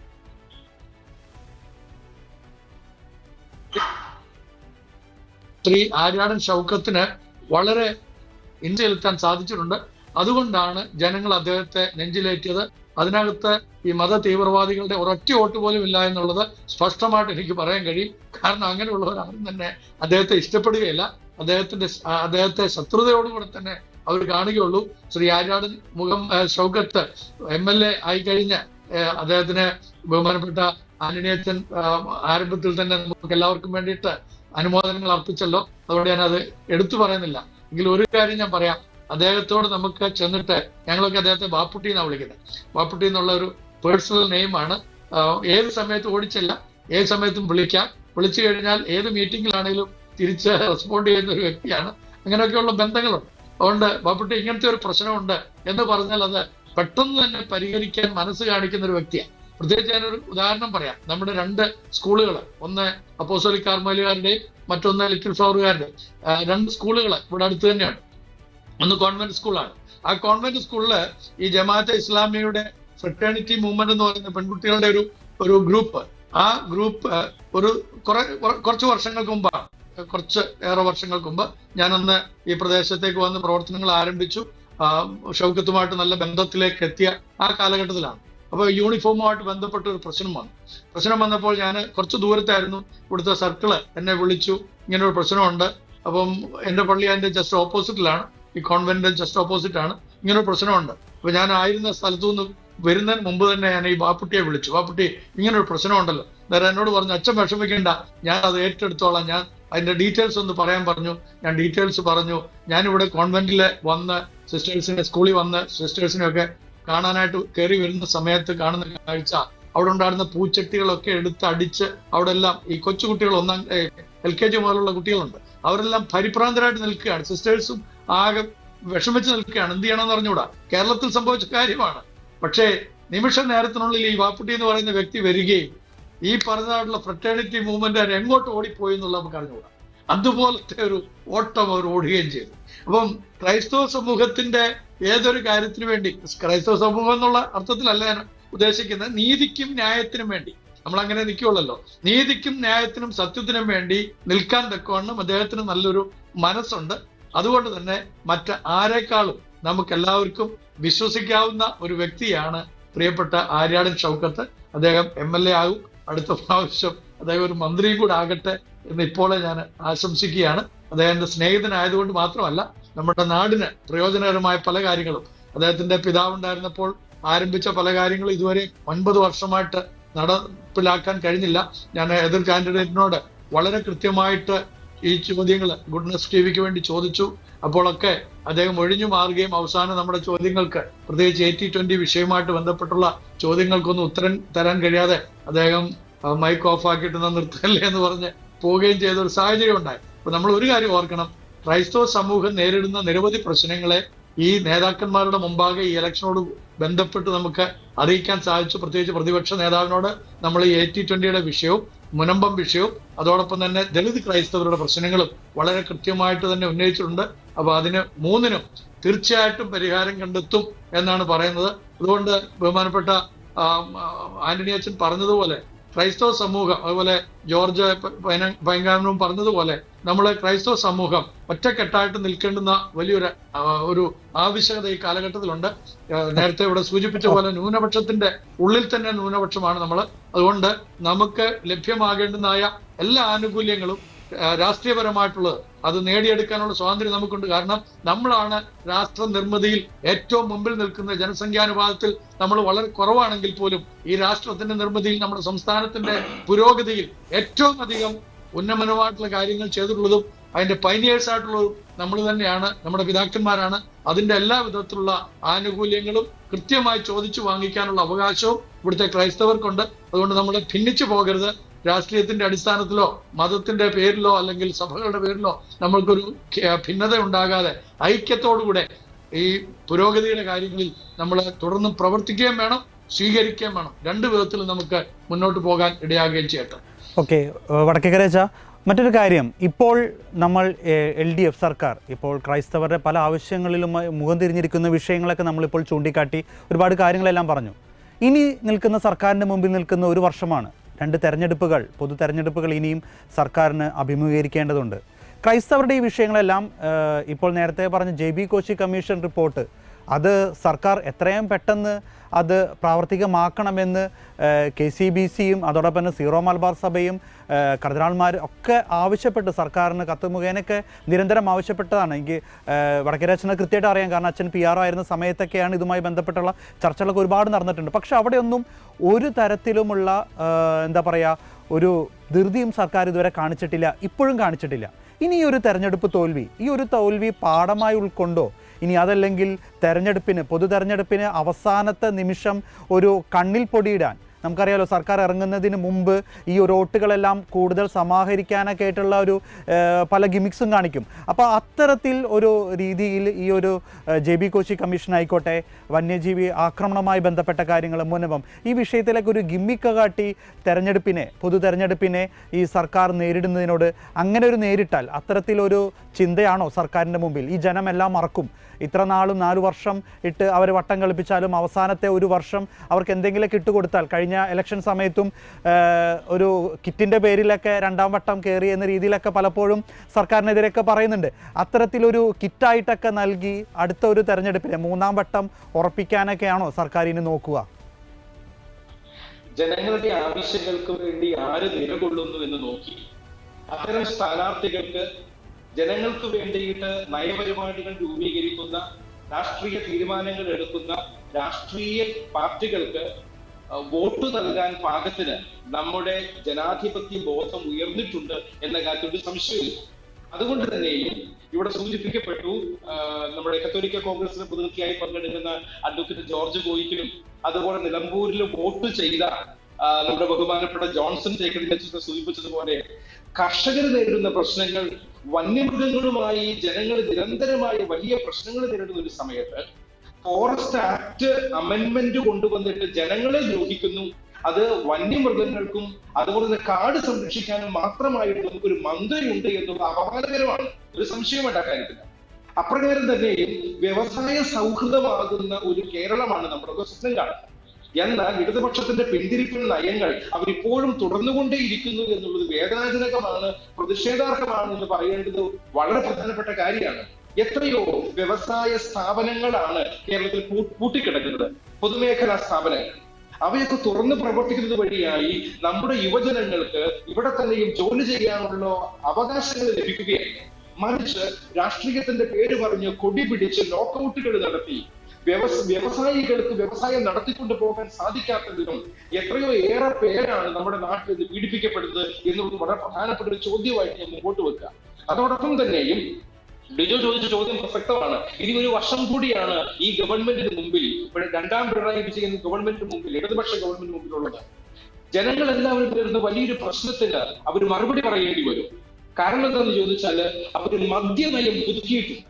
ഇടതുപക്ഷത്തിന്റെ മദ്യനയം എന്താണ് എന്ന് അവരുടെ പ്രകടന പത്രികയിൽ കൃത്യമായി എഴുതി വെച്ചിട്ട് അതിനെതിരായി ഇടതുപക്ഷ ഗവൺമെന്റ് നാട്ടിൽ ഭരണം ഏറ്റെടുക്കുമ്പോൾ 94 ബാറുകൾ മാത്രം ഉണ്ടായിരുന്നിടത്താണ് ഇന്ന് 1000-ലധികം ബാർ ലൈസൻസുകൾ നൽകി 3 സ്റ്റാർ മുതൽ മുകളിലേക്കുള്ള ബാറുകൾക്ക് അനുമതികൾ നൽകിക്കൊണ്ടിരിക്കുന്നു.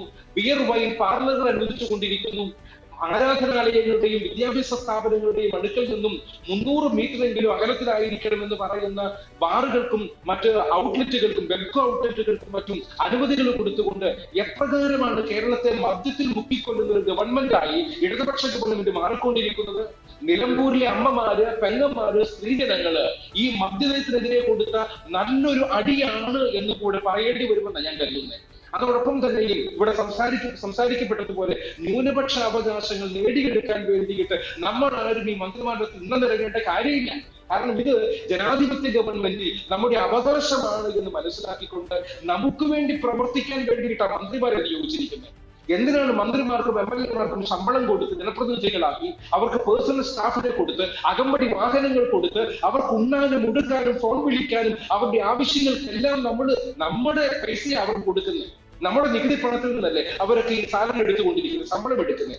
അപ്പൊ നമുക്ക് വേണ്ടി പ്രവർത്തിക്കേണ്ടി വരുന്ന ഇപ്രകാരമുള്ള ഈ ജനപ്രതിനിധികള് നമ്മുടെ ആവശ്യങ്ങൾക്ക് കൂടെ നിൽക്കണം എന്നുള്ളൊരു ആവശ്യം നമ്മൾ മുമ്പോട്ട് വെക്കുക. അതോടൊപ്പം തന്നെയും നമ്മുടെ ഭരണഘടനാ സ്ഥാപനങ്ങൾ സംരക്ഷിക്കപ്പെടേണ്ടത് അത്യാവശ്യമായ ഒരു കാര്യമാണ്. ഞാൻ പറയുമ്പോൾ ഈ നാടിൽ നമ്മളൊക്കെ ചർച്ച ചെയ്തുകൊണ്ടിരിക്കുന്ന ഗവർണറുടെ ഉന്നതമായ ഒരു ഓഫീസ് പോലും ഭാരതാംബയുടെ കയ്യിൽ കാവിക്കൊടി കൊടുക്കുന്ന ഒരു കാര്യമൊക്കെ നമ്മൾ കണ്ടുവരുന്നുണ്ട്. കേവലം ഹിന്ദുത്വം അതിന്റെ മാത്രം നടപ്പിലാക്കാൻ വേണ്ടിയിട്ടാണോ ഭരണഘടനാ സ്ഥാപനങ്ങൾ എന്ന് ചിന്തിക്കേണ്ടി വരുന്ന ഒരു സമയത്താണ് ഞാൻ നിങ്ങളൊക്കെ ജീവിക്കുന്നത്, സംസാരിച്ചു കൊണ്ടിരിക്കുന്നത് എന്നുള്ളത് വളരെ വ്യക്തമാണ്. ഇത് ആരുടെയും മതത്തിന്റെ വർഗീയത അറിയാൻ വേണ്ടിയിട്ടല്ല, മറിച്ച് അപ്രകാരമുള്ള നിലപാടുകളുമായി ഒരു ഭരണഘടനാ സ്ഥാപനങ്ങളും മുൻപോട്ട് പോകുന്നത് ശരിയല്ല എന്ന് ഓർമ്മപ്പെടുത്തുകയാണ്. ലോക്സഭയിലെ പ്രതിപക്ഷ നേതാവ് ശ്രീ രാഹുൽ ഗാന്ധി ഈ ദിവസങ്ങൾ ഉയർത്തിക്കൊണ്ടുവന്ന മറ്റൊരു വലിയ പ്രശ്നമുണ്ട്. നാളുകളായി പറഞ്ഞുകൊണ്ടിരിക്കുന്ന ഇലക്ഷൻ കമ്മീഷൻ പക്ഷപാതപരമായി പെരുമാറിക്കൊണ്ടിരിക്കുന്നു, വോട്ടെടുപ്പുകൾ നീതിന്യായ വ്യവസ്ഥയിൽ ചേരുന്ന രീതിയിലല്ല സംഭവിക്കുന്നത് എന്നൊക്കെ. അതിനെ പൊതുജനങ്ങൾക്ക് മുമ്പിൽ, രാഷ്ട്രീയ നേതാക്കന്മാർക്ക് മുമ്പിൽ ബോധ്യപ്പെടുത്താനുള്ള ഉത്തരവാദിത്വം ഈ ഗവൺമെന്റുകൾക്കില്ലേ? എന്തുകൊണ്ടാണ് അങ്ങനെയുള്ള കാര്യം ഉറക്കം നടിക്കുന്നത്, അല്ലെങ്കിൽ പരിഹരിച്ച് തള്ളിക്കളയുന്നത്, മുഖവിലക്കെടുക്കാതെ പോകുന്നത് എന്നതും ചോദ്യം ചെയ്യപ്പെടേണ്ട കാര്യമാണ്. അതുകൊണ്ട് ജനാധിപത്യപരമായി തിരഞ്ഞെടുക്കപ്പെടുന്ന ഏതൊരു ജനപ്രതിനിധിയും ഏതൊരു ഗവൺമെന്റും ജനങ്ങൾക്ക് ബോധ്യപ്പെടുന്ന തരത്തിൽ ഇപ്രകാരമുള്ള കാര്യങ്ങളിൽ തീരുമാനമെടുത്ത് മുൻപോട്ട് പോകുമ്പോൾ മാത്രമേ ഇനി മുൻപോട്ട് ഒരു വർഷം കൂടിയുണ്ട്. തദ്ദേശ സ്വയംഭരണ തെരഞ്ഞെടുപ്പ് ഉടനെ വരാൻ പോകുന്നു. അതിനുശേഷം പൊതു തെരഞ്ഞെടുപ്പ്, നിയമസഭാ തെരഞ്ഞെടുപ്പ് വരാൻ പോകുന്നു. രാഷ്ട്രീയ പാർട്ടികളും മുന്നണികളും കൃത്യമായി ഹോംവർക്ക് ചെയ്ത് ജനങ്ങളെ വിശ്വാസത്തിലെടുത്ത് ജനോപകാരപ്രദമായ കാര്യങ്ങൾക്ക് വേണ്ടി അവർ ജീവിക്കാൻ പദ്ധതികൾ ഒരുക്കുന്നുവെങ്കിൽ അവർക്ക് വോട്ട് ചെയ്യുന്ന ഒരു കാലം നമ്മുടെ എല്ലാ ജനവിഭാഗങ്ങളുടെ ഇടയിലും ആ ഒരു പൗരബോധം, ജനാധിപത്യ ബോധം ഉണ്ടായിട്ടുണ്ട് എന്ന കാര്യം സംശയമില്ല. ഒരു കാര്യം കൂടി ഞാൻ കൂട്ടിച്ചേർക്കട്ടെ. ബൈ ഇലക്ഷൻ ആയിട്ട് പോലും 75% വോട്ട് നിലമ്പൂരിൽ ഉണ്ടായിട്ടുണ്ടെങ്കിൽ ഒരുപക്ഷെ രാഷ്ട്രീയ പാർട്ടികളെയും അതുപോലെ മാധ്യമങ്ങളെയും ഒക്കെ അമ്പരപ്പിച്ചിട്ടുണ്ട്. അത്രമാത്രം പ്രബുദ്ധതയുള്ള ഒരു ജനവിഭാഗമായി നമ്മുടെ ജനം മാറിയിട്ടുണ്ട്. കാരണം വോട്ടാണ് നമ്മുടെ അവകാശം, വോട്ടാണ് നമ്മുടെ ആയുധം. അതുകൊണ്ട് അത് കൃത്യതയോടുകൂടെ വിനിയോഗിക്കാൻ ഇനി മുമ്പോട്ടും നമുക്ക് എല്ലാവർക്കും സാധിക്കും.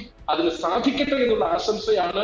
അപ്രകാരം ചെല്ലുമ്പോൾ മാത്രമേ ഈ പ്രകാരമുള്ള ഭരണ നേതൃത്വങ്ങൾക്ക് കൃത്യതയുള്ള മറുപടി കൊടുക്കാൻ നമ്മളെ കൊണ്ട് സാധിക്കുകയുള്ളൂ. അത് ഇടതുപക്ഷമാകട്ടെ, വലതുപക്ഷമാകട്ടെ, അല്ലെങ്കിൽ മധ്യപക്ഷമായിക്കൊണ്ട് ആരുമായിക്കൊള്ളട്ടെ, ജനങ്ങൾക്ക് വേണ്ടി നിൽക്കണം, ജനങ്ങളുടെ ആവശ്യങ്ങൾക്ക് വേണ്ടി നിൽക്കണം എന്നുള്ള കൃത്യതയുള്ള ഒരു താക്കീത് നിലമ്പൂർ ബൈ ഇലക്ഷൻ റിസൾട്ട് നൽകുന്നുണ്ട് എന്ന് തന്നെയാണ് ഞാൻ കരുതുന്നത്. അതുകൊണ്ട് നിലമ്പൂരിലെ ജനങ്ങൾക്ക് ഒരു ബിഗ് സല്യൂട്ട് വീണ്ടും ഞാൻ കൊടുക്കുന്നു. നമുക്ക് മുൻപോട്ട് ഇപ്രകാരമുള്ള ജനാധിപത്യ ബോധത്തെ, മതേതര മൂല്യങ്ങളെ ഉയർത്തിപ്പിടിച്ചുകൊണ്ട് മുൻപോട്ട് പോകാൻ സാധിക്കട്ടെ എന്ന് ആത്മാർത്ഥമായി ആഗ്രഹിക്കുകയാണ്. ഡിജോ വടക്കേക്കര അച്ഛൻ പറഞ്ഞു ഒരു വാക്കുകൂടെ പൂരിപ്പിച്ചോട്ടെ. ബഹുമാനപ്പെട്ട വടക്കേക്കര അച്ഛൻ പറഞ്ഞതുപോലെ ആ JB കോശി കമ്മീഷന്റെ കാര്യത്തില് ചില 1.5 വർഷങ്ങൾക്ക് മുമ്പ് ബഹുമാനപ്പെട്ട നമ്മുടെ പനക്കലച്ചന്റെ നേതൃത്വത്തില് PJ ആന്റണി സാറും അഡ്വക്കേറ്റ് ജഷൻ പള്ളിവാതിക്കലും ദേവശ്രീ അതുപോലെ ഞങ്ങള് ഇത്രയും പേരെ അദ്ദേഹം എറണാകുളം ഗസ്റ്റ് ഹൗസിലേക്ക് വിളിപ്പിക്കുകയും നമ്മുടെ മന്ത്രി, ന്യൂനപക്ഷ വകുപ്പ് മന്ത്രി വിളിപ്പിക്കുകയും നമ്മളോട് ഈ കാര്യങ്ങളെ കുറിച്ച് ഒരു ഡിസ്കഷൻ നടത്തുകയും ചെയ്തു. അദ്ദേഹം പറഞ്ഞത് എത്രയും വേഗത്തിൽ 2 ആഴ്ചക്കുള്ളിൽ, അദ്ദേഹം 1.5 വർഷം മുമ്പ് പറഞ്ഞാണ്, 2 ആഴ്ചക്കുള്ളിൽ ഇത് ബഹുമാനപ്പെട്ട മുഖ്യമന്ത്രി ഓർഡറായിട്ട് ഇറക്കുന്നതായിരിക്കും. ഇതിനെക്കുറിച്ച് ഒരു ഡിസ്കഷൻ നടത്തിയിട്ട് നമുക്ക് അനുകൂലമായ നിലപാടെടുക്കുക. 1.5 വർഷം കഴിഞ്ഞു, ഇന്ന് വരെ അത് വെളിച്ചം കണ്ടിട്ടില്ല. ഇവിടെ ബഹുമാനപ്പെട്ട അച്ഛനും പറഞ്ഞു, അതുപോലെ അഡ്വക്കേറ്റും പറഞ്ഞു. ഒരു കാര്യം നമ്മൾ ഓർത്തോണം, നമുക്ക് വേണ്ടി സംസാരിക്കാൻ നമ്മളെ ഉള്ളൂ. നമ്മുടെ ഐക്യം ഉണ്ടെങ്കിൽ മാത്രമേ നമുക്ക് എന്തും നേടിയെടുക്കാൻ കഴിയുള്ളൂ. നമ്മളിൽ ഭിന്നതയുണ്ടെങ്കിൽ, നമ്മളിൽ അനൈക്യമുണ്ടെങ്കിൽ അതിനെ മുതലെടുക്കാൻ മാത്രമേ രാഷ്ട്രീയ നേതാക്കന്മാർക്ക് താല്പര്യം ഉണ്ടാവുള്ളൂ. അതുകൊണ്ട് നമ്മുടെ പിള്ളേരൊക്കെ രാഷ്ട്രീയത്തിലുണ്ടാകണം, നമ്മുടെ ആളുകൾ അറിയണം നമ്മളിവിടെ ചെയ്യുന്ന കാര്യങ്ങൾ എന്തൊക്കെയാണെന്നുള്ളത്. ഇവിടെ മതപരിവർത്തനമല്ല ക്രൈസ്തവന്റെ പ്രധാനപ്പെട്ട ലക്ഷ്യം. അത് ക്രൈസ്തവന്റെ ലക്ഷ്യമേ അല്ല, മറിച്ച് മനപരിവർത്തനമാണ്. അതോടൊപ്പം തന്നെ മനുഷ്യന്റെ പരിവർത്തനങ്ങളാണ്. ആ മനുഷ്യന്റെ പരിവർത്തനങ്ങൾക്ക് വേണ്ടി ഉണ്ണാനും ഉടുക്കാനും ഉറങ്ങാനും വേണ്ടുന്ന എല്ലാ സൗകര്യങ്ങളും ഒരുക്കി കൊടുക്കുന്ന, അധ്വാനത്തിൽ മുൻനിരയിൽ നിൽക്കുന്ന ക്രൈസ്തവന്റെ ആവശ്യങ്ങൾ സംരക്ഷിക്കാനുള്ള ഉത്തരവാദിത്വം ഏത് സർക്കാരാണെങ്കിലും ആ സർക്കാരിനുണ്ട് എന്നുള്ളത് നമ്മൾ കൃത്യമായിട്ട് അറിയിക്കാനും കൂടെ ബാധ്യസ്ഥരാണെന്നും കൂടെ അറിയിക്കട്ടെ. തീർച്ചയായിട്ടും. ശ്രീ ജോർജ് കോയിക്കൽ, BJP ചില തന്ത്രങ്ങൾ അത് നിലമ്പൂരിൽ ഫലവത്തായോ എന്ന് നമ്മളൊന്ന് ചിന്തിക്കേണ്ടതില്ലേ? കാരണം ക്രൈസ്തവൻ്റെ വോട്ട് BJPക്ക്, അതായത് യാതൊരു രാഷ്ട്രീയ പാർട്ടിക്കും ക്രിസ്ത്യാനിയുടെ വോട്ട് നമ്മൾ അടിയറവ് വെച്ചിട്ടില്ല എന്ന് തന്നെയാണ് ഇപ്പോൾ സഭാ നേതൃത്വം പിതാക്കന്മാരും എല്ലാം പറയുന്നത്.